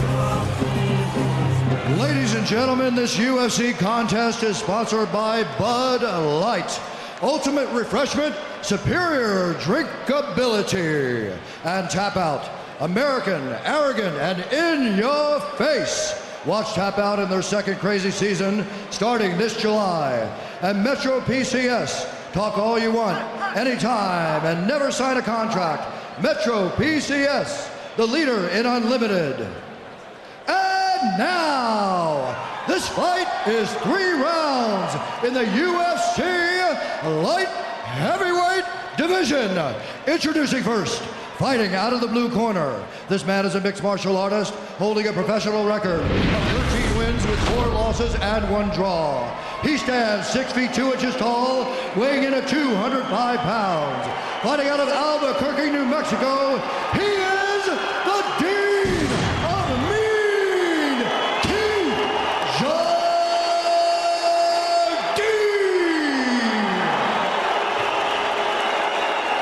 And now introducing his opponent, fighting out of the red corner, a Muay Thai kickboxer holding a professional record of 31 wins with 8 losses and 1 draw. He stands 5 feet 11 inches tall, weighing in at 205 pounds. Fighting out of Las Vegas, Nevada, the former Pride middleweight champion, he is the ex-murderer, Wanderlei Silva! And when the action begins, our referee in charge of this contest is Steve Mazzagatti.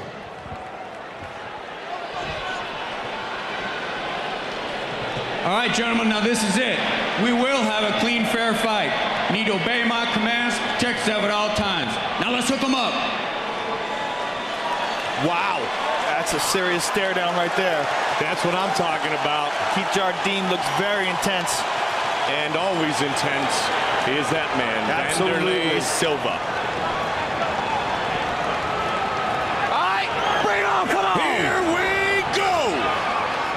Wanderlei Silva, Keith Jardine. Jardine in the gray trunks, Silva in the black trunks. Keith has a very unorthodox style that gives a lot of people a lot of problems. Including the Iceman, Chuck Liddell. He's going to want to keep Silva on the outside. If Silva gets inside and throws some of those knees, it could be good night. Oh, and down goes Jardine. Keith's in trouble. He's Jardine in big trouble. Silva trying to finish.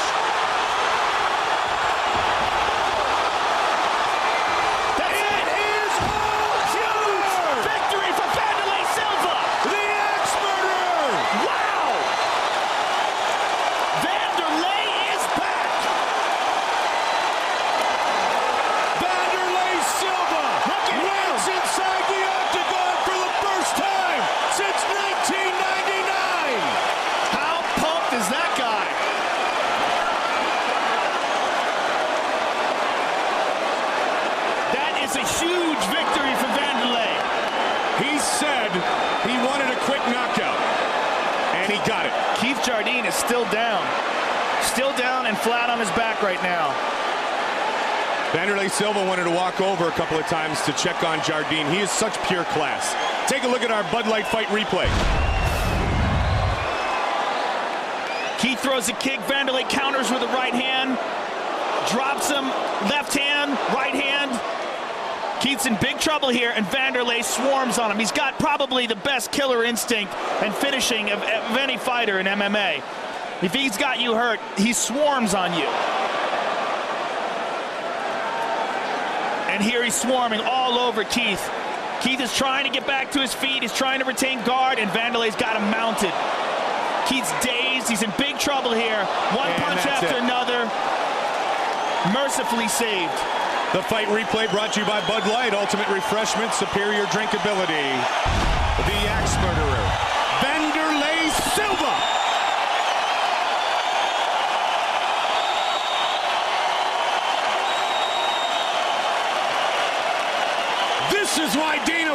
so excited to get this man back in the UFC.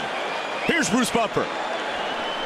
Ladies and gentlemen, referee Steve Mazzagatti has called a stop to this contest at 36 seconds of the very first round, declaring the winner by knockout, the ex-murderer, Wanderlei Silva.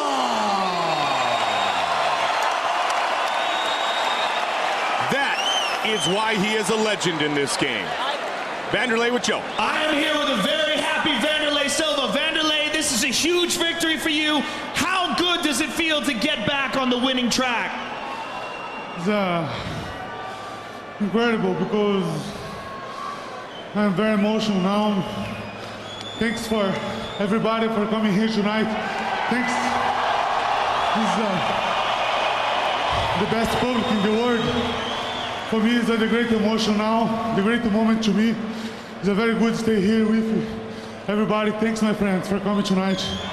Take a look at the big screen and talk us through the action. This is a very tough guy. My pleasure fights for him.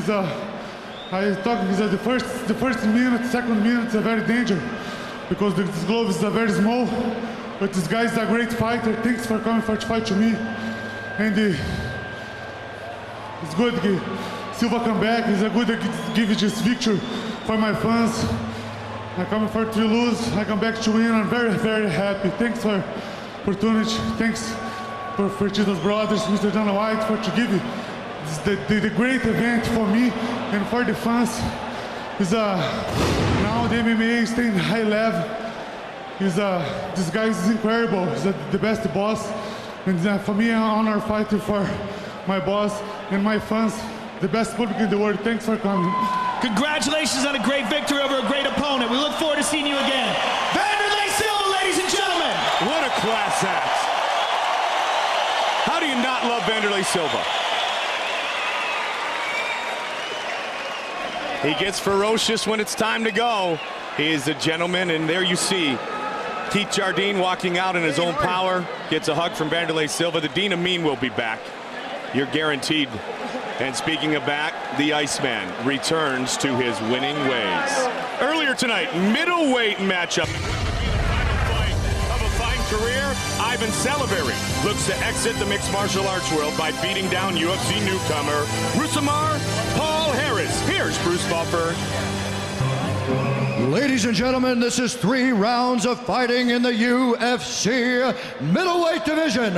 Introducing first, fighting out of the blue corner, a Brazilian Jiu-Jitsu fighter holding a professional record of 16 wins with 1 loss. He stands 5 feet 8 inches tall, weighing in at 185 pounds. Fighting out of Rio de Janeiro, Brazil, Rousimar Toquinho Paul Harris. And now introducing his opponent, fighting out of the red corner, a mixed martial artist holding a professional record of 12 wins with 5 losses and 1 draw. He stands 6 feet tall, weighing in at 185 pounds. Fighting out of Seattle, Washington, Ivan Salaverry.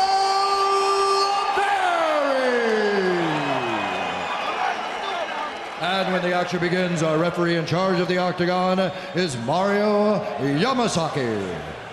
Mario Yamasaki, veteran official. Edith Ariani, sold out inside the MGM Grand Garden Arena. UFC 84, Ill Will. Here we go. Is it the last ride? We will find out a little later. Right now, we're going to find out if it'll be a win for Ivan Salaverry in the brown trunks. White and black for the Brazilian, Rousimar Paul Harris. Salaverry. Paul Harris immediately wants to take it to the ground, and he does. And body right into side control, a powerful side control. You see the physical strength of this young man. Now, Salaverry said he knows that Paul Harris is a very good grappler. He'd like to keep the fight standing, but he'll be ready if it goes to the ground. Joe, and you know very well, he's not easy to submit. He's very dangerous off his back, is Ivan Salaverry. He is, but Paul Harris is on another level, and as you see by that mount, you see how quick that was, Mike?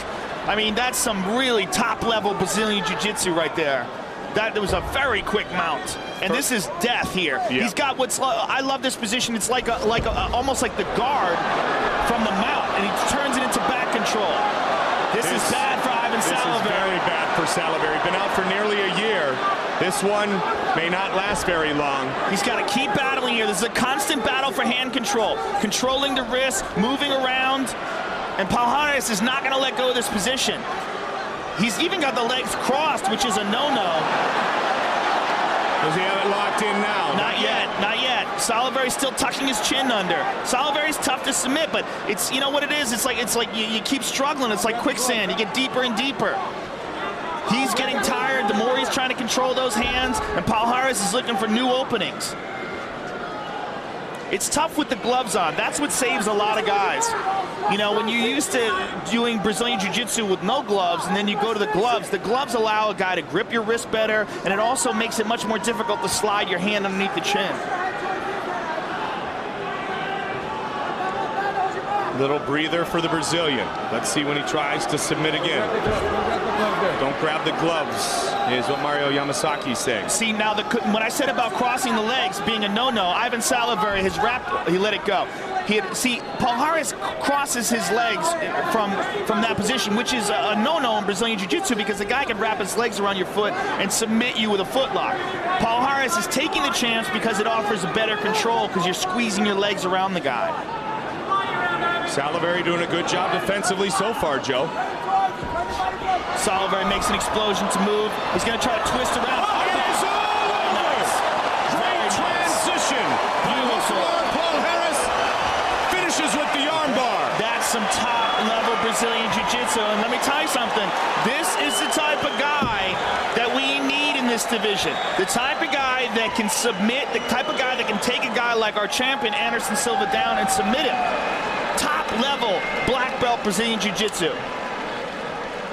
Impressive in his UFC debut. Very, very impressive. You see the next level of this.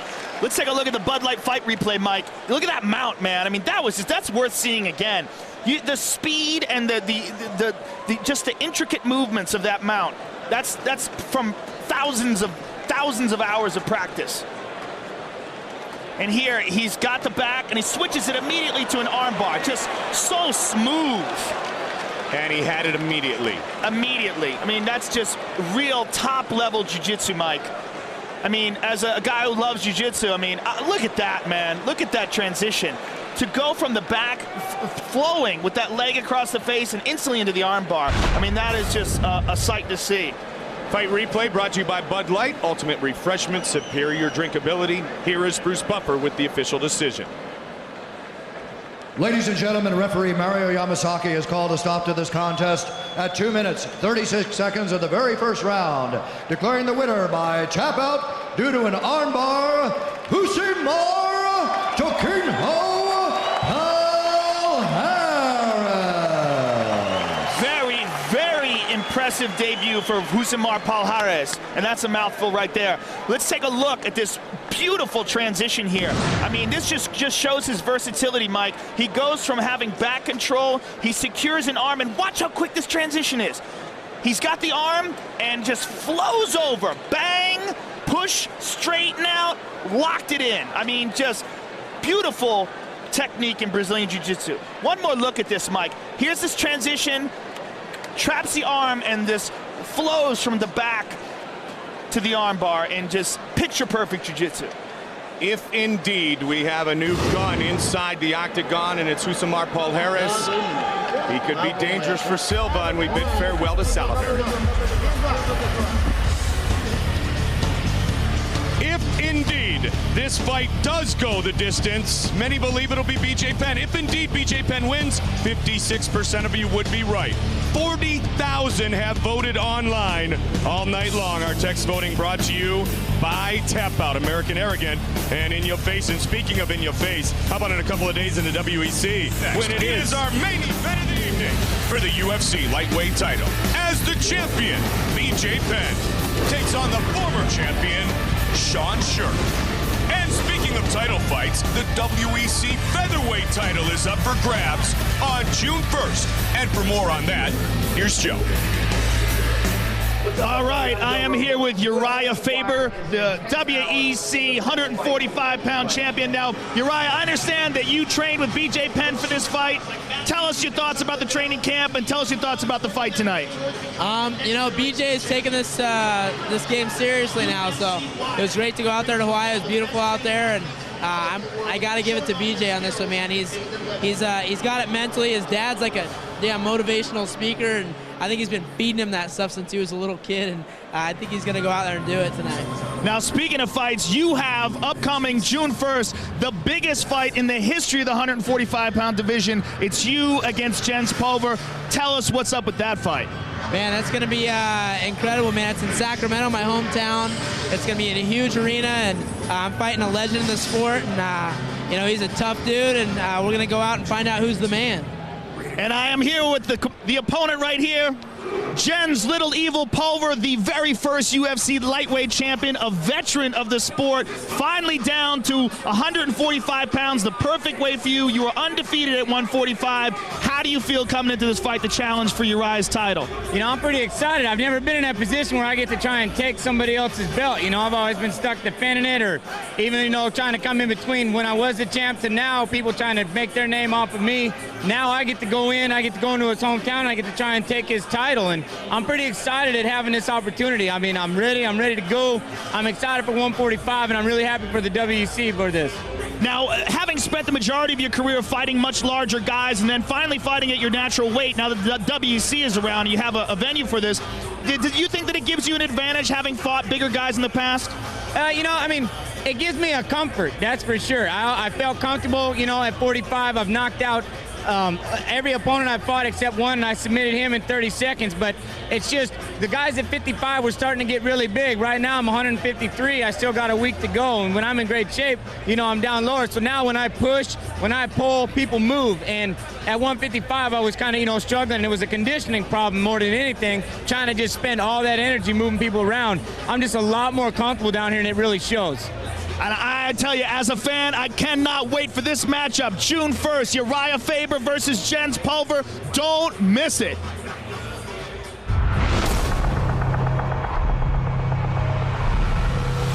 It's life or death to me.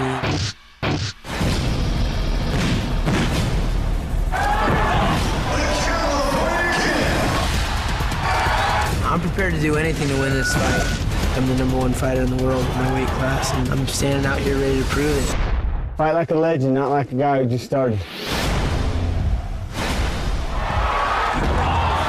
The Little Evil! I've been there, done that, and I'm on my way back to win a belt. There's no way this fight's going 5 rounds.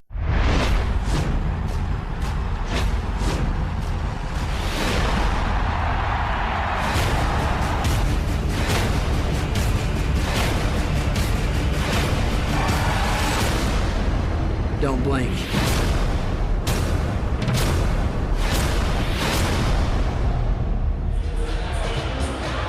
And speaking of main events, it is now time for our main event of the evening.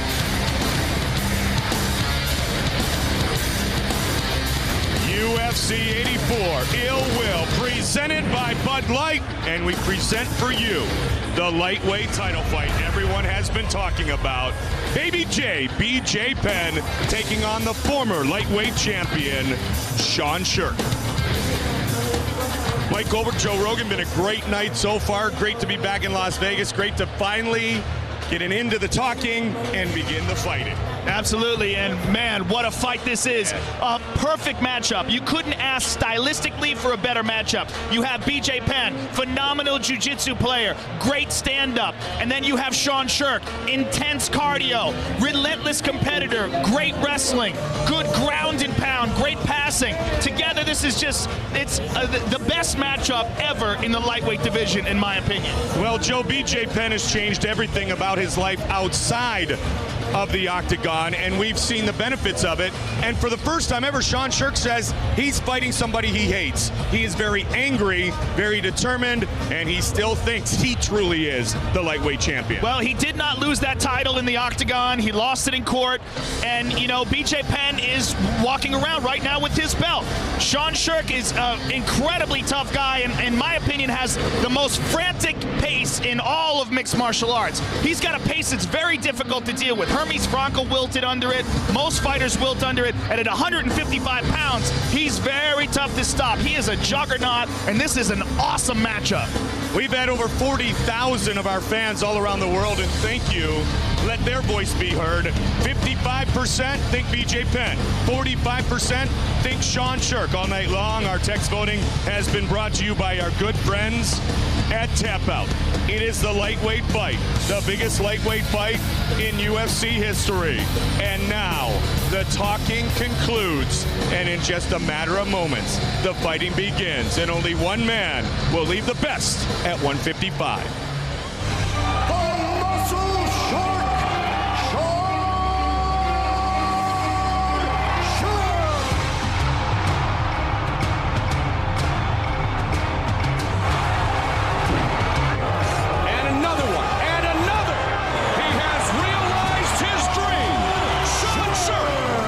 Sean Sherk finally gets the belt, and then he tests positive and gets his belt taken away. BJ then comes in.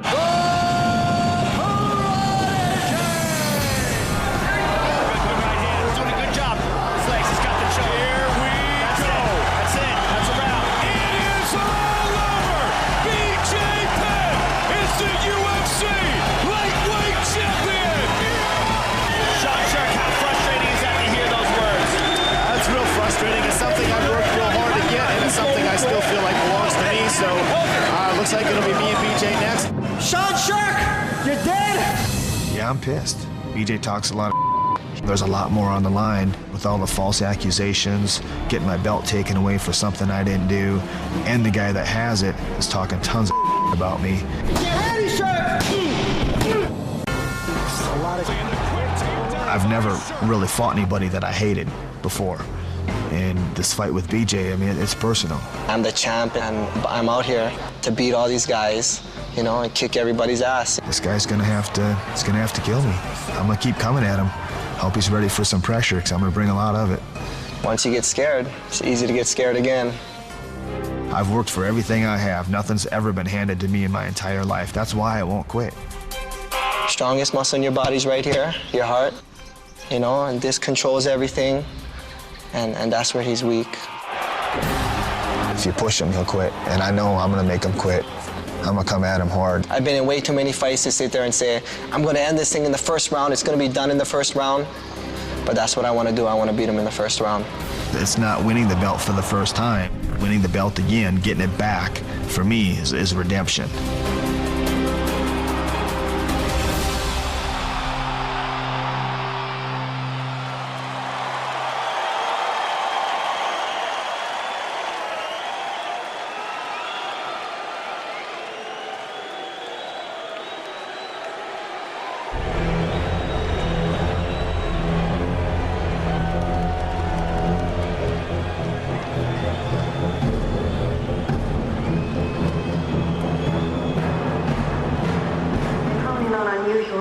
Irregular sound, almost any rhythmic low-frequency vibration.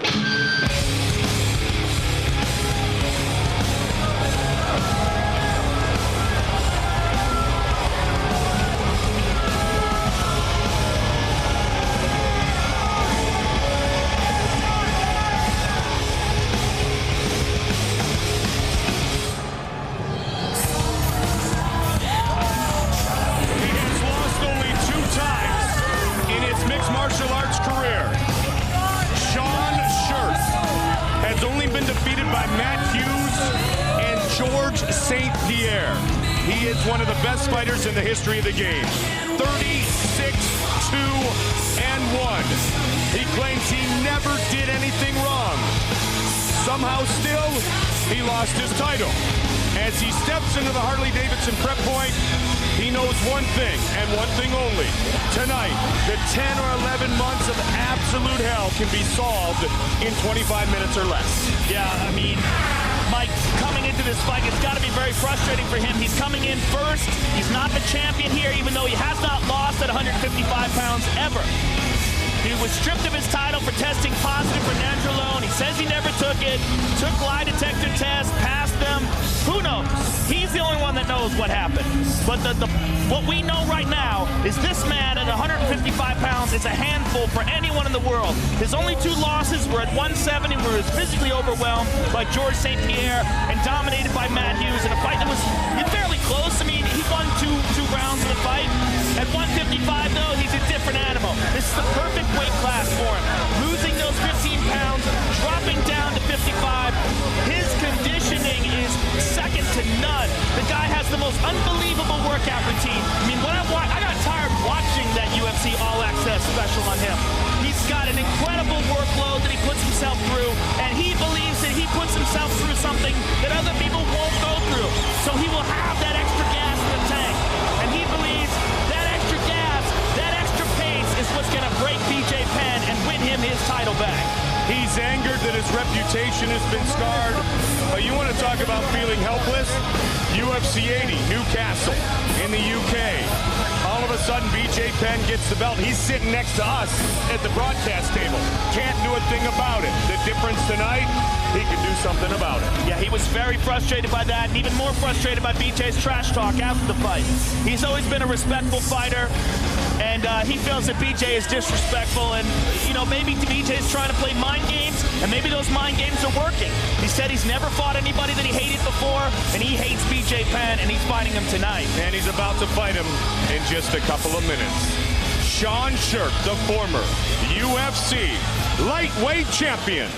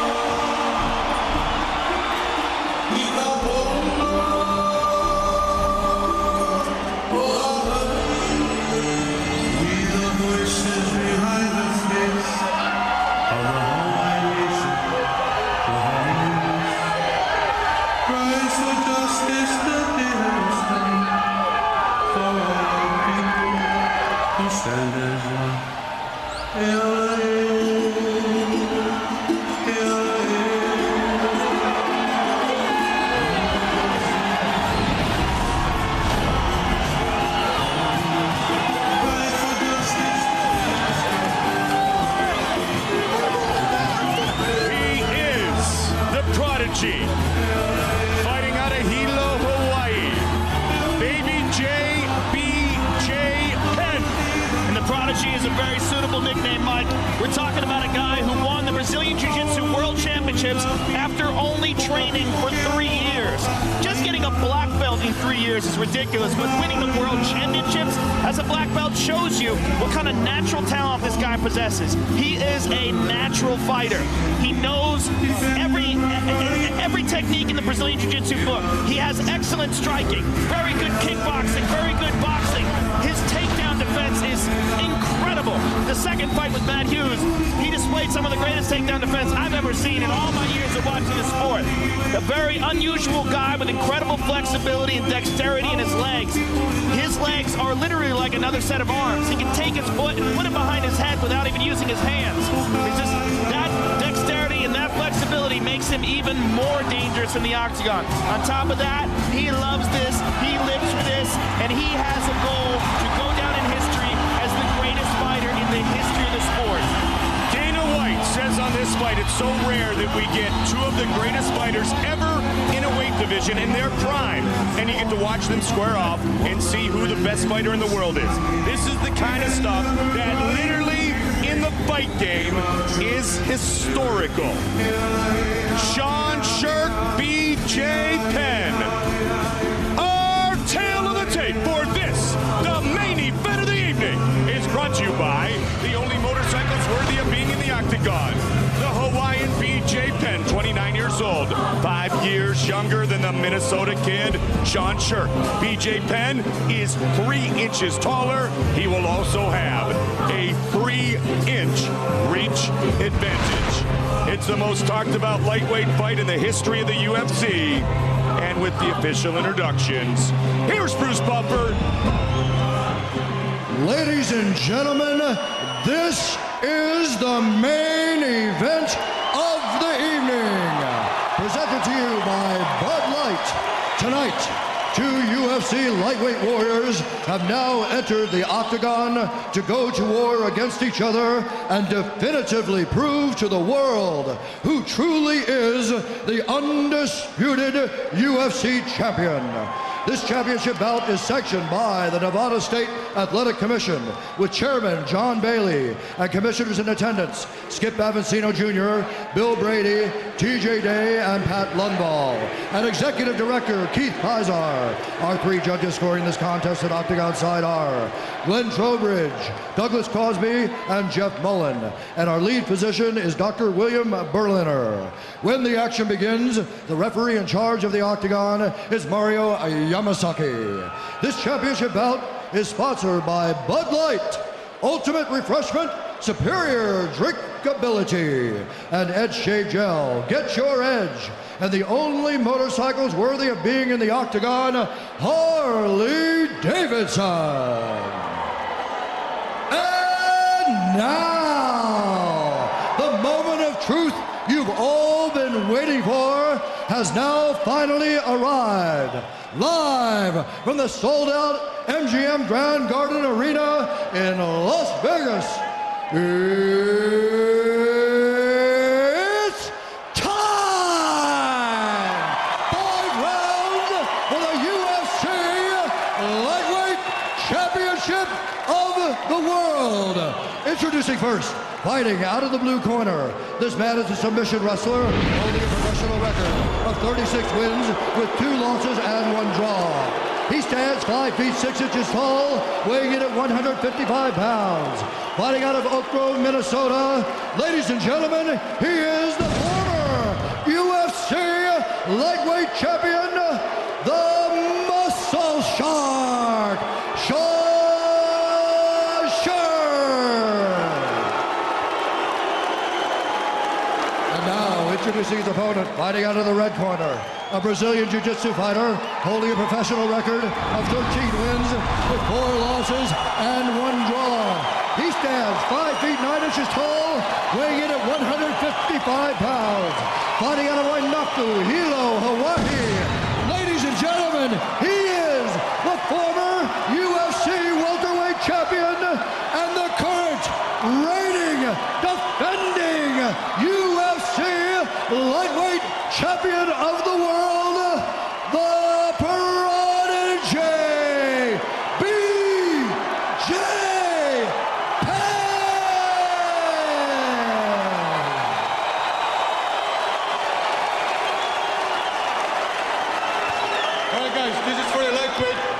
belt.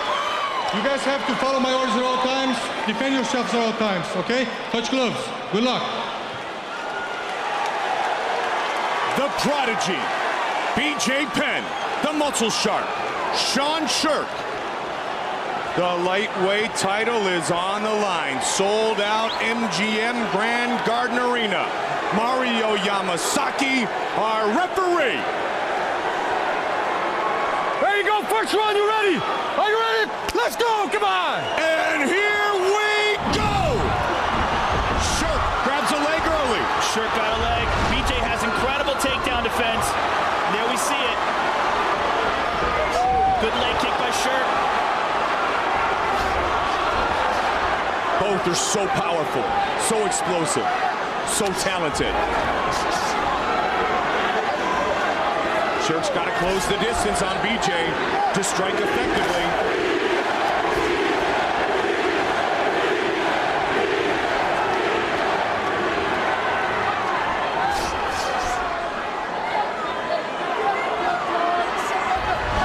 coach, BJ Penn on The Ultimate Fighter. Don't forget, The Ultimate Fighter continues. Team Rampage, Team Forrest. Wednesdays at 10 on Spike. Live finale June 21st on Spike. Main event, Evan Tanner, Kendall Grove. Fellow Hawaiian to BJ Penn. Oh, BJ got rocked. Good shot by Sean Sherk right there. Penn with the right. And the quick jab. Everybody talks about his world-class jiu-jitsu. Everything else about Penn is outstanding as well, including his striking skills. He's a very elusive striker. So motivated, so different in his mindset. And we've seen the results from BJ Penn. He beat a lot of people when he just trained, well, sort of trained. Now that he really has dedicated his life, he wants the biggest win of his career tonight against Sherk. Good knee, elbow inside by Sherk and a counter right hand by BJ. Sherk went for the early takedown. Seems happy to stand, at least for the last couple of minutes now, Joe. But he's landed some good shots. Many believe that if Sherk can weather an early storm, his physical conditioning could be a huge factor. That's what the general consensus is, Mike, that if he can get it into the 3rd, 4th, and 5th rounds, he'll have an advantage in conditioning. I mean, he's a cardio machine, and BJ has rededicated himself, and he's much more focused on his conditioning now than ever in the past, but Sean is a different animal. Two of the greatest cage fighters ever, and look at Sherk try to snap that jab at BJ Penn. Good right hand by BJ. Good jab. And again with a quick jab. Not a lot of combinations, Joe, though. One shot in, one shot out for both guys. Saw the elbow earlier from Sherk in the dirty boxing game in the clinch. BJ's starting to relax and find his rhythm. There it is. Oh, nice counter kick by Sean Sherk. Bloodied up under the right eye is Sherk. Florian and Huerta watching closely. They are set to meet in Minneapolis in August. Winner could get the winner of this fight. Sean with the counter left hook. Good explosiveness by both of these men. Not surprisingly, we've seen it many times before. Sherk really trying to utilize that left hook. Remember, this is a championship fight, so it is 5 5-minute rounds.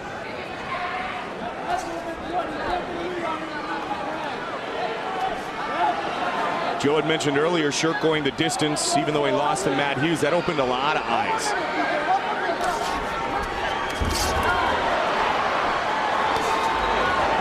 So far, Mike, this is basically a boxing match between these two guys. Who's winning it? Well, I would say BJ is getting in the cleaner strikes, but Sean is right in there. BJ's definitely finding a home for that jab, though. Good right hand. Good right, caught him. And there's that jab again.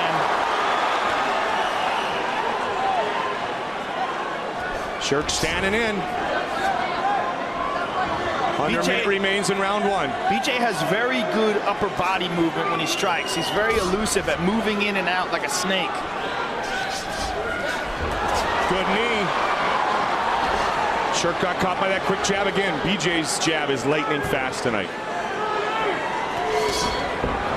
And Sean's trying to counter with that left hook. Well, he hung that one out, and then Sean almost caught him with a hook. They exchange knees. I'm surprised Sean isn't throwing more leg kicks. It looked like he landed a couple of good ones early on. Are you surprised Sean's only gone for 1 takedown? No, not necessarily, because I think that he's probably going to want to drag this fight later into the rounds. And I think that, that's when he'll feel like he can take BJ down easier. It's in the 2nd, 3rd, and 4th rounds. If it goes. Well, it's going to go to the 2nd. Our interim heavyweight champion, Minotauro Nogueira, watching closely.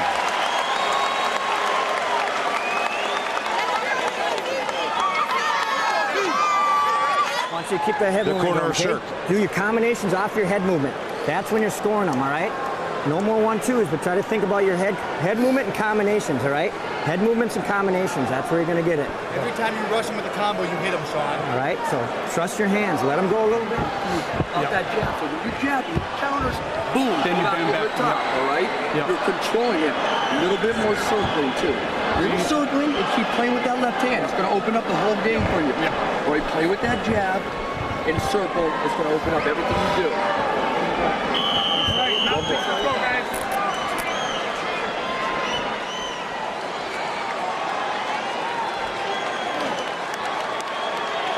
Set for round number 2. Penn wears the belt that Sherk never lost. Here we go, second round. You ready? Are you ready? Let's go. Here we go.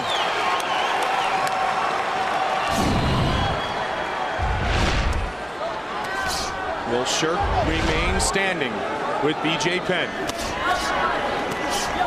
Man, he really likes that hook, Joe.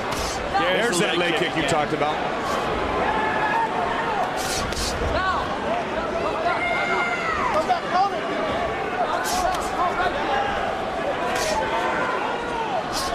There it is again. Oh, big body shot, too.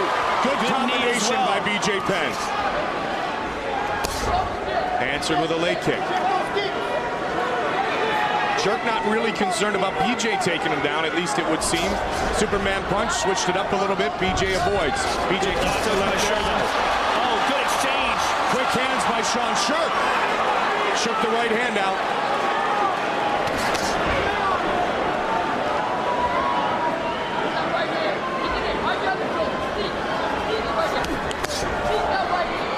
Toe-to-toe action, as Joe said. It's like a boxing matchup right now.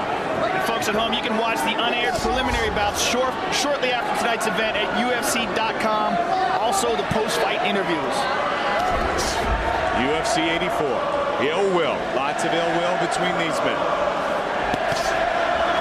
Good quick jab by Sherk. Over the top. BJ's quick to bring those knees up.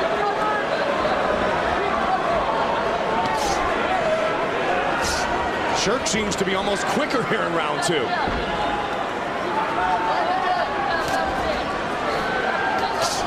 Mark Delagrati talks about that with a lot of his fighters. A lot of the fighters in the world, he says, as they get a little bit fatigued, they actually get smoother. Their flow gets so much better, and it seems to be that way with Sherk here so far in this round. Yeah, because they relax and stop trying to put all their energy into each individual strike. Uppercut. Sean just keeps coming up short. He landed that left hook, but he's not landing as much as BJ is. Gotta watch the knees.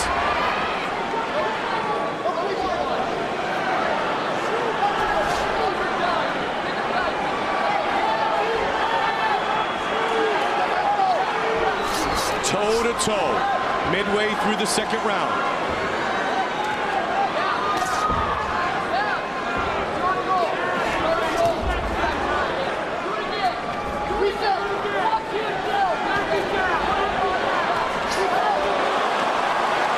Sean keeps swinging with that left hook, but it's not quite getting there. He's eating those jabs now consistently.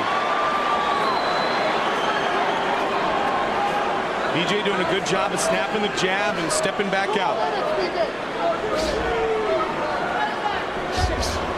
Good head movement.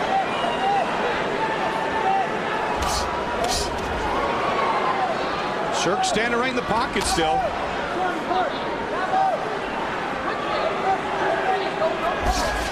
It's the pocket, Mike, but it's really the pocket for BJ. He's coming up short with far too many punches. You see it right there. BJ, like a snake, is sliding in. There he landed a good right-handed left hook. But BJ is sliding in, landing, and getting out of range. So you still contend that Sherk's strategy might be get a little deeper and then start trying to take Penn down? Only Sherk knows, but I would imagine that's what he's trying to do, because it appears that he's, just biding his time. He's not doing as well as BJ in the stand-up, though. There he lands a good leg kick, but he got caught with a counter right hand afterwards.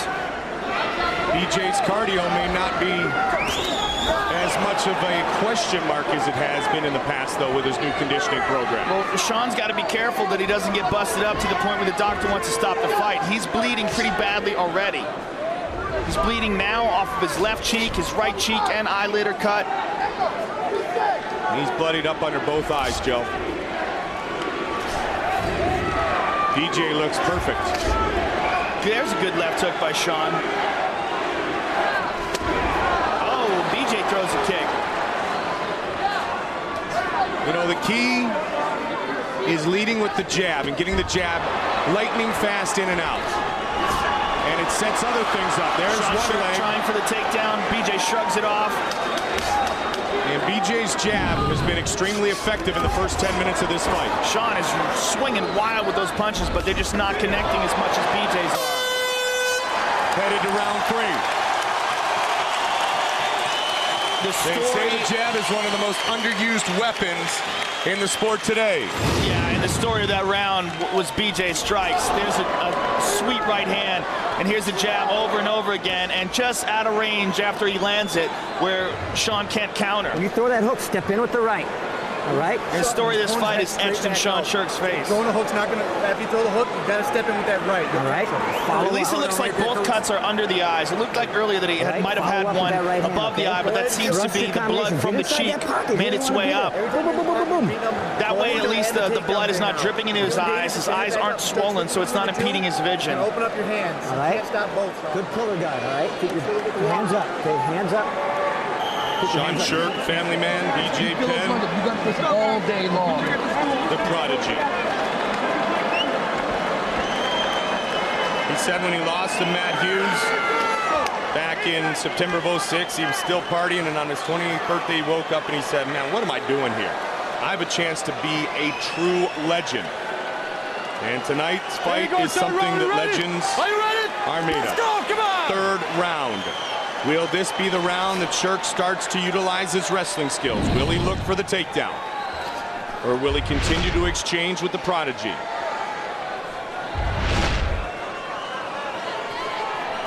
Perhaps he thinks that if he can just keep this stand-up going, eventually BJ will slow down and tire, and then he'll start to land more strikes.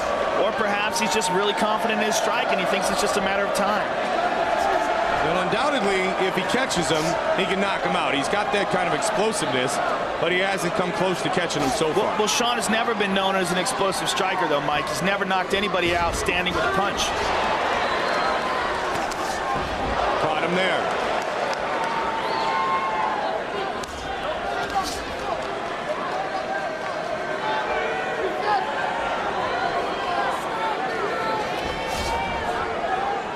He's definitely throwing punches with bad intentions. No question. He's looking to erase that offer, if you will, Joe. Exceptional speed shown by both men here. BJ's been hit by the best, too. Sean seems to be content to keeping this a kickboxing bout.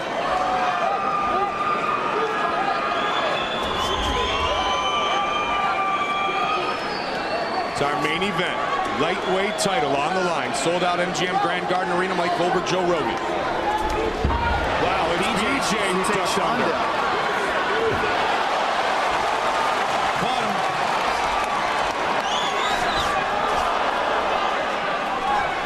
Penn with the jab again. Nearing the midway point of our fight.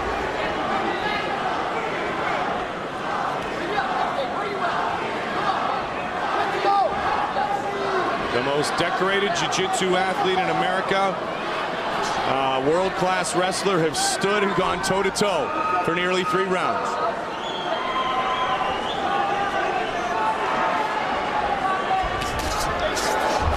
Sherk tried to answer. They're swinging wild now. Sherk still, though, is not landing as much as BJ is.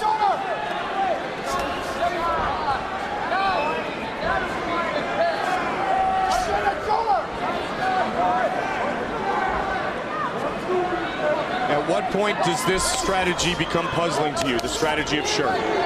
You know what, man? No one can tell Sean Sherk what to do. He's got a game plan. He is a champion. He knows what he's doing.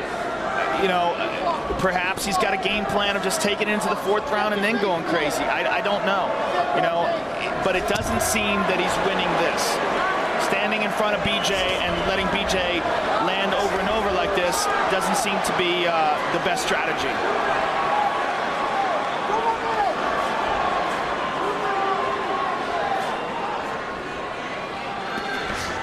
There's a nice leg kick. Sherk shook out his right hand earlier, Joe. I'm trying to keep an eye on that right hand. I don't know if it's jacked up a little bit or not.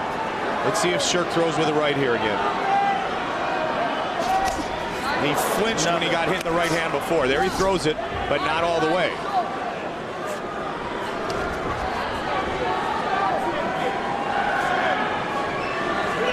Just over a minute remains in the 3rd round. 5 5-minute rounds, title fight. Maybe that hand is injured, and maybe that's why he's focusing more on the leg kicks now, which I think is probably a good idea. He went left there, and he shook it out again, Joe. I think you're absolutely right. Good call. He connected with the right earlier, Joe, and he shook it out immediately. And that's causing him to land those leg kicks again. 1 more minute, BJ, 1 more minute. Final minute of the 3rd round.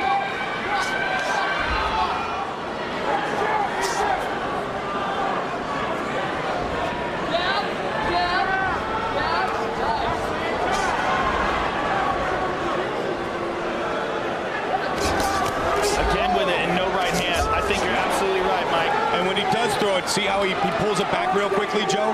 Yeah. He doesn't throw it in a convincing fashion. The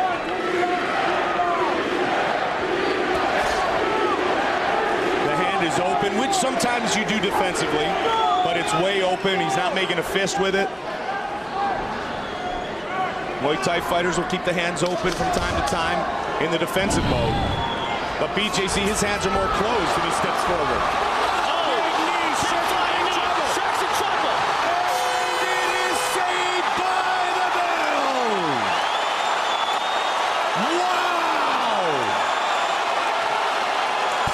It's over. Sherk says it's not.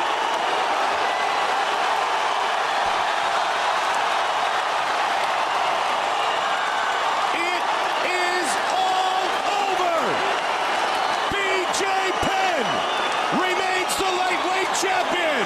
Wow, it looks like BJ called the fight. Yeah, Mario Yamasaki just made it official. That's it. A huge knee. And Penn is the best fighter at 155 pounds in the world today. I love you, bro. I respect you. Wow. Let's take a look at that again. Joe, our Bud Light fight replay. Man.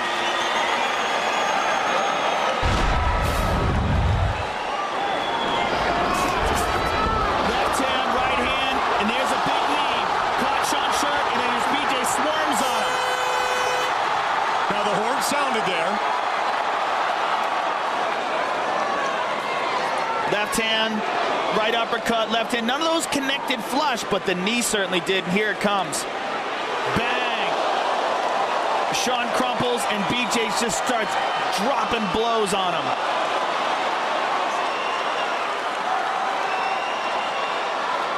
You saw the referee Mario Yamasaki almost stop it, Joe. The horn had sounded. Then once everything cleared out for a moment, then it became official. As BJ moved off, he said he's done. He's done. And he waved his hands. Fight replay brought to you by Bud Light, Ultimate Refreshment, superior drinkability. BJ Penn, the prodigy, has defended his lightweight title. Just like I want you to know. I told you, you're still mad, but I told you that thing is Sean Sherk attempted one takedown. Let's go. Come by anytime. Come by anytime. Come by anytime. That means come to Hawaii, train with me anytime. Baby J is on top of the lightweight ladder. Still, Bruce Buffer with the official decision. Ladies and gentlemen, after 3 rounds of action, Sean Sherk is unable to continue. Therefore, the winner is declared by TKO and still the undisputed UFC Lightweight Champion of the world, the Prodigy, BJ Penn.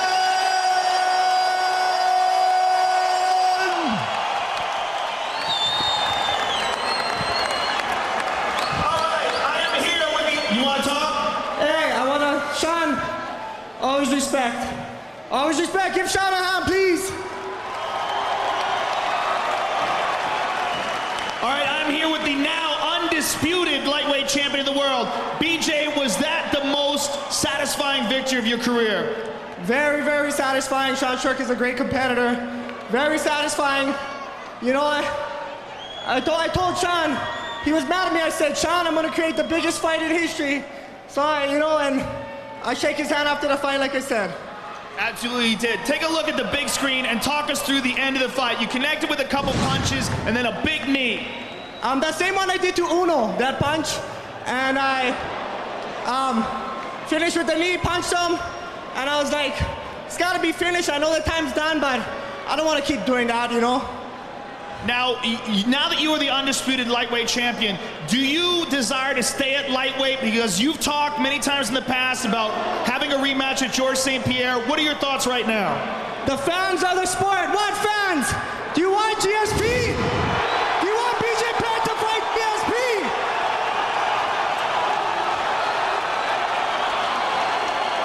I think we have our answer. Ladies and gentlemen, congratulate.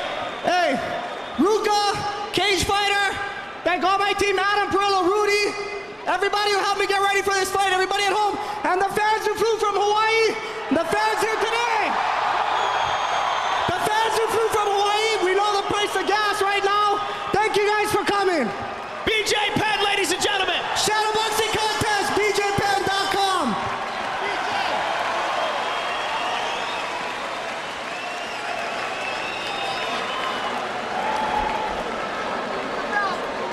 The belt falls, but it doesn't matter. He knows he's the champ. Team, everybody here, I love you. Hawaii, all my fans, thank you. The best in the world, BJ Penn. Back to Joe with Sean Sherk. All right, I'm here with obviously a very disappointed Sean Sherk. Sean, give us your thoughts on the fight and give us your thoughts of the stoppage at the end of the round. It was going to be a competitive fight. I knew I had to come out here and show something different, BJ's really hard to take down. I wanted to establish a striking game before I started trying to take the fight to the ground. I felt like I was doing pretty competitive there on the feet, so I just figured I'd keep it up on the feet. Now, you got caught with a big knee at the end of the round, and then the referee stopped it in between rounds. Did he stop it because you couldn't continue? Was it your opinion that it was a good stoppage? I'm not real sure. I didn't even hear the bell ring. I don't know how much time was left, so. What are your thoughts now on your future? Are you going to go back home and reevaluate and think things over? Or do you have any thoughts right now? Yeah, I'm going to have to, I'm not going to reevaluate. I know what I want to do. I want to continue fighting. I love being a part of the UFC. It's the greatest event in the entire world. So I just go back home and figure out what's next and get back after it again. Well, we look forward to seeing you again. Sean Sherk, ladies and gentlemen. Hey, one more thing. All the fans that supported me over the course of the last 10 months, you guys all know I went through some hard times. All my loyal fans, man, you guys support me. I love you. Thank you. My sponsors, Minnesota Martial Arts Academy. All my fans, come out and party with me at LAX tonight. Thank you. Sean Sherk! Both men, pure class. One in victory, one in defeat. Both men champions, but the winner and the only champion in the lightweight division now is BJ Penn. Take a look at our edge move of the match, brought to you by Edge Shave Gel. Get your edge. It was the big knee that finished it. Uppercut, left. Sherk was shaken up. He ducked down and boom! Left knee. Now he didn't make it to the end of the round, but he could not continue. And BJ Penn remains the lightweight champion of the world. Watch it again. caught him with the knee, and finished the fight. The move of the match brought to you by Edge Shave Gel. Get your edge. Sean Sherk edged out tonight by that man, Baby J, the prodigy, BJ Penn. Couldn't have asked for much more as we take a look at our Edge move of the match. Now, earlier welterweight fight, coming off a tremendous battle in the Ultimate Fighter finale, looked to snap the 8-fight win streak of Tokyo's Yoshiyuki Yoshida.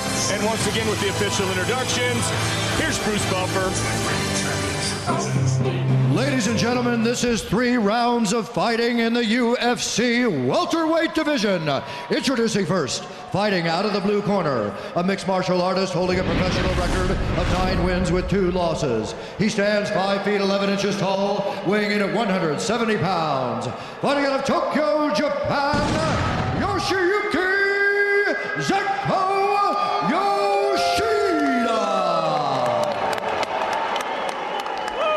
introducing his opponent, fighting out of the red corner, a mixed martial artist holding a professional record of 6 wins with 1 loss. He stands 5 feet 11 inches tall, weighing in at 170 pounds. Fighting out of San Diego, California, Sean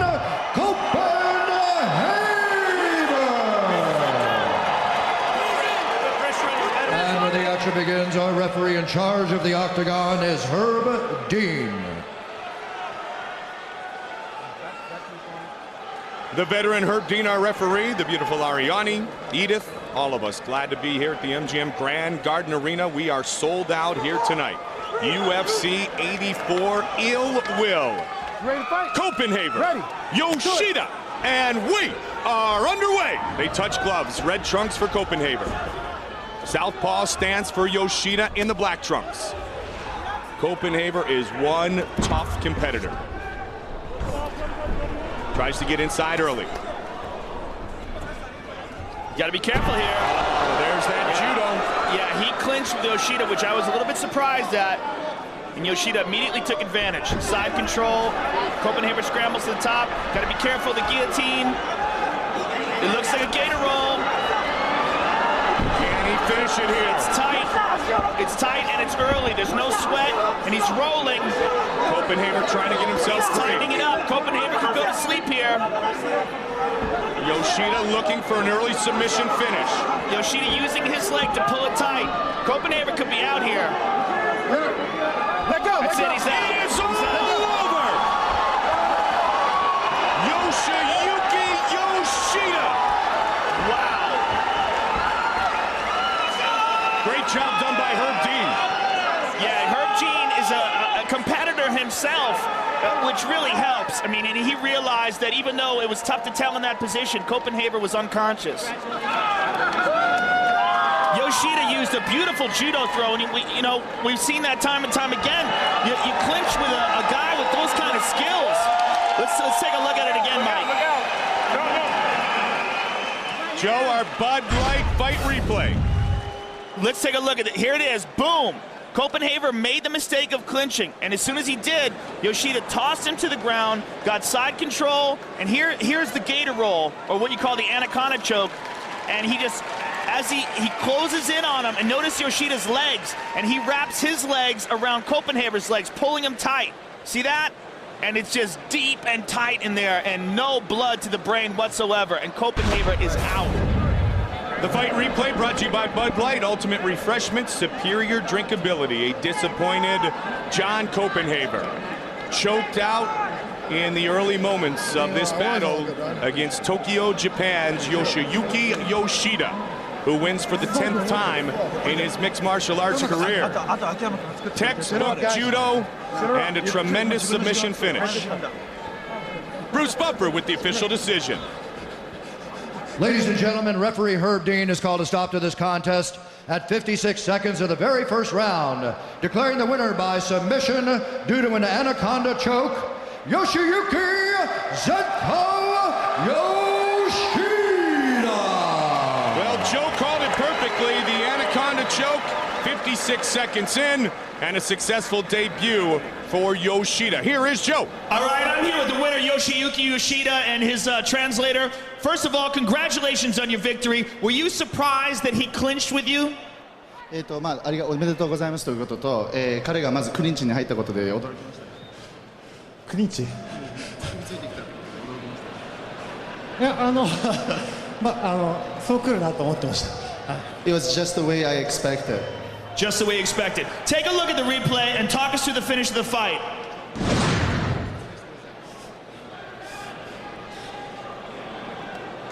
Oh. Or not. なんだろう、こうして首をキュッと。That's what we call the anaconda choke? Yeah, actually, he was just right there. Anaconda choke is right there for me. Well, please tell him congratulations, and we look forward to seeing you again. はい、来ます。Yoshiyuki Yoshida, ladies and gentlemen. Yoshida figures it's important to win because the winners move on to bigger fights, bigger opportunities. He never imagined he would make it to the UFC. Now he has made it to the winner's circle. A victor in his UFC debut, Yoshiyuki Yoshida. The UFC 84 Ill Will has been brought to you by Bud Light, Ultimate Refreshment, Superior Drinkability. By Edge Shave Gel, get your edge. And by Xbox Ninja Gaiden 2, available on Xbox 360. Tonight, anxious to erase the disappointment of his UFC debut, Sokachu takes on Kaz Nakamura once again. Here's Bruce Buffer. Ladies and gentlemen, this is 3 rounds of fighting in the UFC Light Heavyweight Division. Introducing first, fighting out of the blue corner, a mixed martial artist holding a professional record of 11 wins with 7 losses. Standing 5 feet 10 inches tall, weighing in at 206 pounds. Fighting out of Tokyo, Japan, Kazuhiro Kaz Nakamura.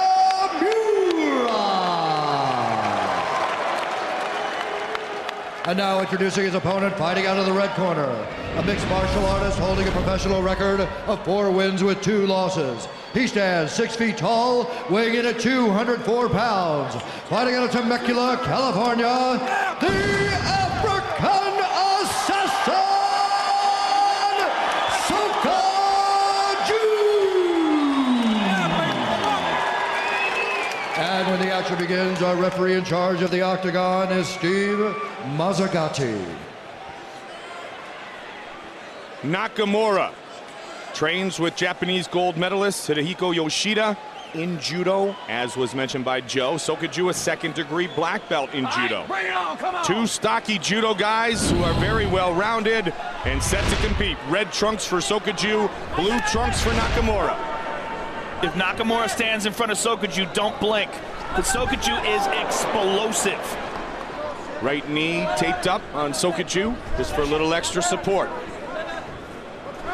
Training sometimes can be more dangerous than the fight itself. Sokachu, it took him 23 seconds with that big left hand knockout over Nogueira, and then that uppercut right knockout against Ricardo Arona in less than 2 minutes. So Joe points out, do not blink. That was a beautiful right leg kick he just landed, and there's a left. And again got the hips into that down. Body kick.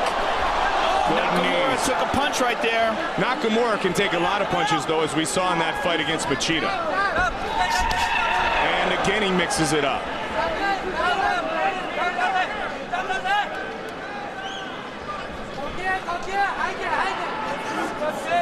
Sokachu just standing, stalking, and again, I like how he's setting up those body kicks.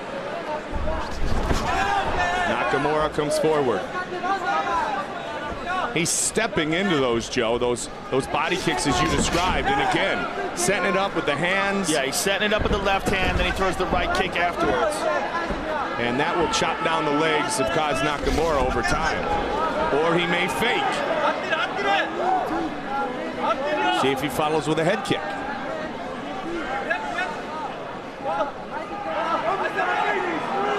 Nakamura is standing in front of him much more than Machida was.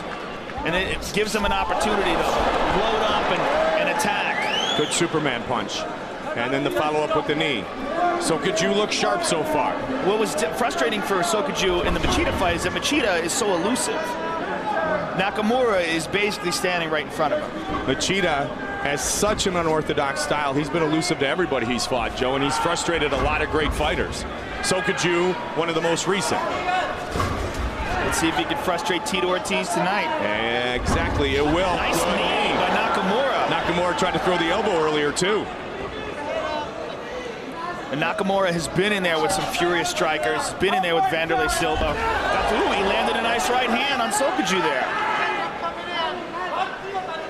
Just past the midway point of round number 1. Fight scheduled for 3 5-minute rounds. Nakamura on the blue trunks, coming forward looking for the body shot.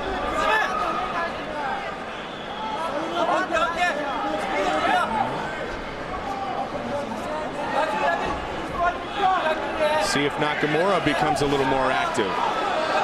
He was just sitting back early and waiting for Sokoudjou to lead. And he does come forward.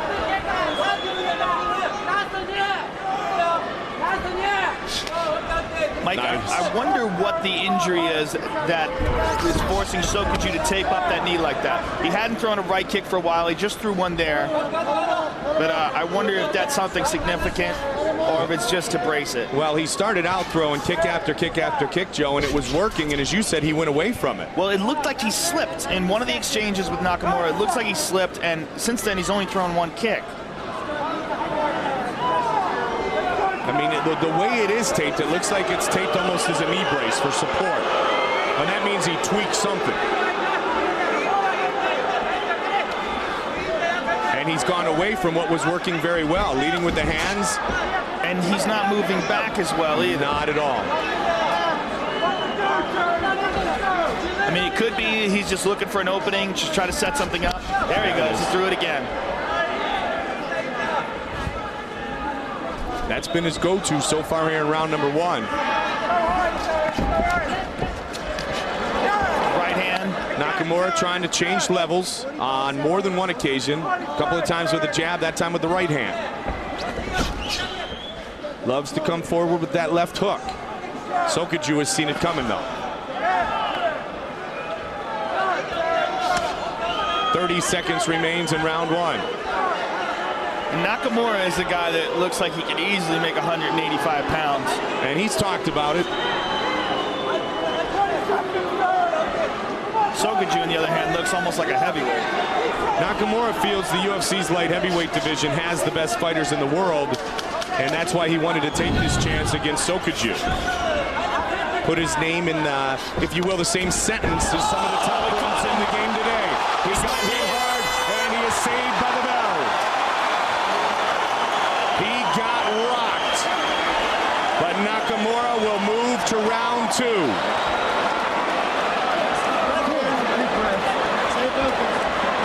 His leg is just beat up, Joe.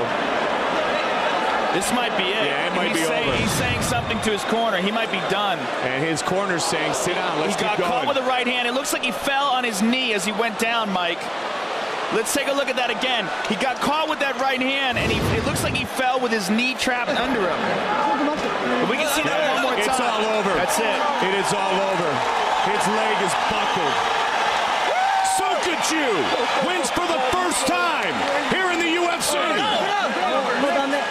Yeah, I believe when he got hit with the right hand and dropped, his knee tucked underneath him, and he injured it. No problem. Break. Sokoudjou continued to punish the left leg of Nakamura. Take a look at our Bud Light fight replay. Boom. First the kick, then the big right hand. And even though the bell rang, this would signify what would truly be the end of the fight. Sokoudjou again. And he followed it up nicely. And you see the right leg, you see the leg buckle. Caused Nakamura as he went down. It was the right leg that buckled. And thus he was unable to continue. The fight replay brought to you by Bud Light, ultimate refreshment, superior drinkability. And here is Bruce Buffer with the official decision. Ladies and gentlemen, referee Steve Mazzagatti has called a stop to this contest after the first round, declaring the winner by TKO, the African Assassin, Soka.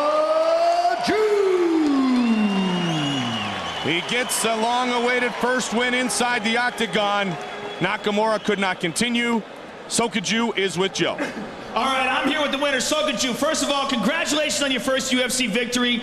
There was so much pressure on you coming into the UFC after the destruction of Ricardo Arona and Nogueira over in Pride. Did you feel that added pressure when you got into the octagon? I mean, on my first UFC fight, I put too much pressure on myself. I was trying to be too serious. I'm not a serious guy. I like to joke around. So today I told myself, you know what? Let's go have fun, put up a good show for the fans, and go home with a victory, which I did. And thanks for the fan and my sponsor, Tap Out, and all the other guys. And thank you for being here today. And thanks, Mike. Well, you looked relaxed and comfortable in the stoppage. Take a look at this and talk us through some of this action here. I knew it was going to grab my legs every time I would kick. So I had this set out of the way every time I would kick. I got to punch to keep him off my legs. And one of those connected, and I was eager to finish the fight. But the time was up. Well, you've been considered one of the most exciting prospects at 205. We're glad to have you victorious here tonight. Just one thing, Shogun. Thank you. Shogun. Uh-oh. Sokaju, ladies and gentlemen. Could we see Sokaju Shogun in the future? We see Sokaju the victor here tonight. Joe, let's take a look at our submission of the night, brought to you by Tap Out. Submission of the night goes to Husamar Palhares with this beautiful armbar. Transition from the back control to the armbar. One of the smoothest I've ever seen in MMA. This guy is a force to be reckoned with at 185, and he gets the Tap Out submission of the night. American, arrogant, and in your face. Watch Tap Out on their crazy second season starting this July. It was everything we had hoped it would be. And it was a great night for Baby J, BJ Penn. Yeah, BJ Penn silenced all the critics, ended all the doubt. He put it all to rest. He is the undisputed lightweight champion of the world. And after the fight, he said he doesn't even want to be a lightweight. He wants to fight George St. Pierre, and that appears to be what's next in store for him, or at least that's what he would like. BJ Penn has changed everything about his approach to the fight game, and it just proves that if you are willing to make that commitment, and if you have that type of talent, you can rule the world. Well, he is a very talented guy on top of that. When you get talent and you add talent to dedication, you get unstoppable, and that's what BJ appears to be right now. I mean, he looked phenomenal tonight. Great striking, and he great takedown defense, and he closed the show. Disappointed, but no lack of talent or determination in Sean Sherk, defeated officially. Now he has lost his lightweight belt inside the octagon. Well, you know what? Sean obviously beat up. I mean, look at his face. That tells the story of the fight. He was on the receiving end of a lot of jabs and a lot of right hands from BJ, and he just ultimately could not solve the riddle of BJ's striking. And, you know, back to the drawing board for Sean. He's still a young guy. He's still got a bright career in the sport, and we'll see him again. Keith Jardine was probably one legend away, if he would have beaten that legend, from getting a title shot. But that legend has a lot left. That man's Vanderlei Silva. Vanderlei Silva is one of the most aggressive fighters in the history of the sport, and he proved that tonight. A very, very happy Vanderlei Silva. Came charging at Keith Jardine. Keith threw a kick. Vanderlei countered with a right hand, swarmed him, and stopped him. And it's a huge victory for Vanderlei. Desperately needed. He had 3 successive losses in a row, and he needed that victory. He got it tonight, and it puts him right back in the heat. We've got a whole 2 weeks off until we see each other in London again. Ooh, that's going to be a fun one. Hey, good to have you back, partner. Good to be back. Great night indeed. UFC 84 Ill Will, presented by Bud Light. BJ Penn remains the lightweight champion. Here's what's coming up. On Sunday, June 1st, from the Arco Arena in Sacramento, California, it's WEC, Faber versus Pulver, live on Versus at 9 p.m. in the East, 6 p.m. in the West. Uriah Faber defends his WEC featherweight title against mixed martial arts legend Jens Little Evil Pulver. Tickets are still available, but are going fast. Then the UFC returns to the UK on Saturday, June 7th from the O2 Arena in London, England for UFC 85 Bedlam. Matt Hughes takes on Thiago Pitbull Alves. UFC 85, Bedlam, Saturday, June 7th at 10 p.m. in the East, 7 in the West.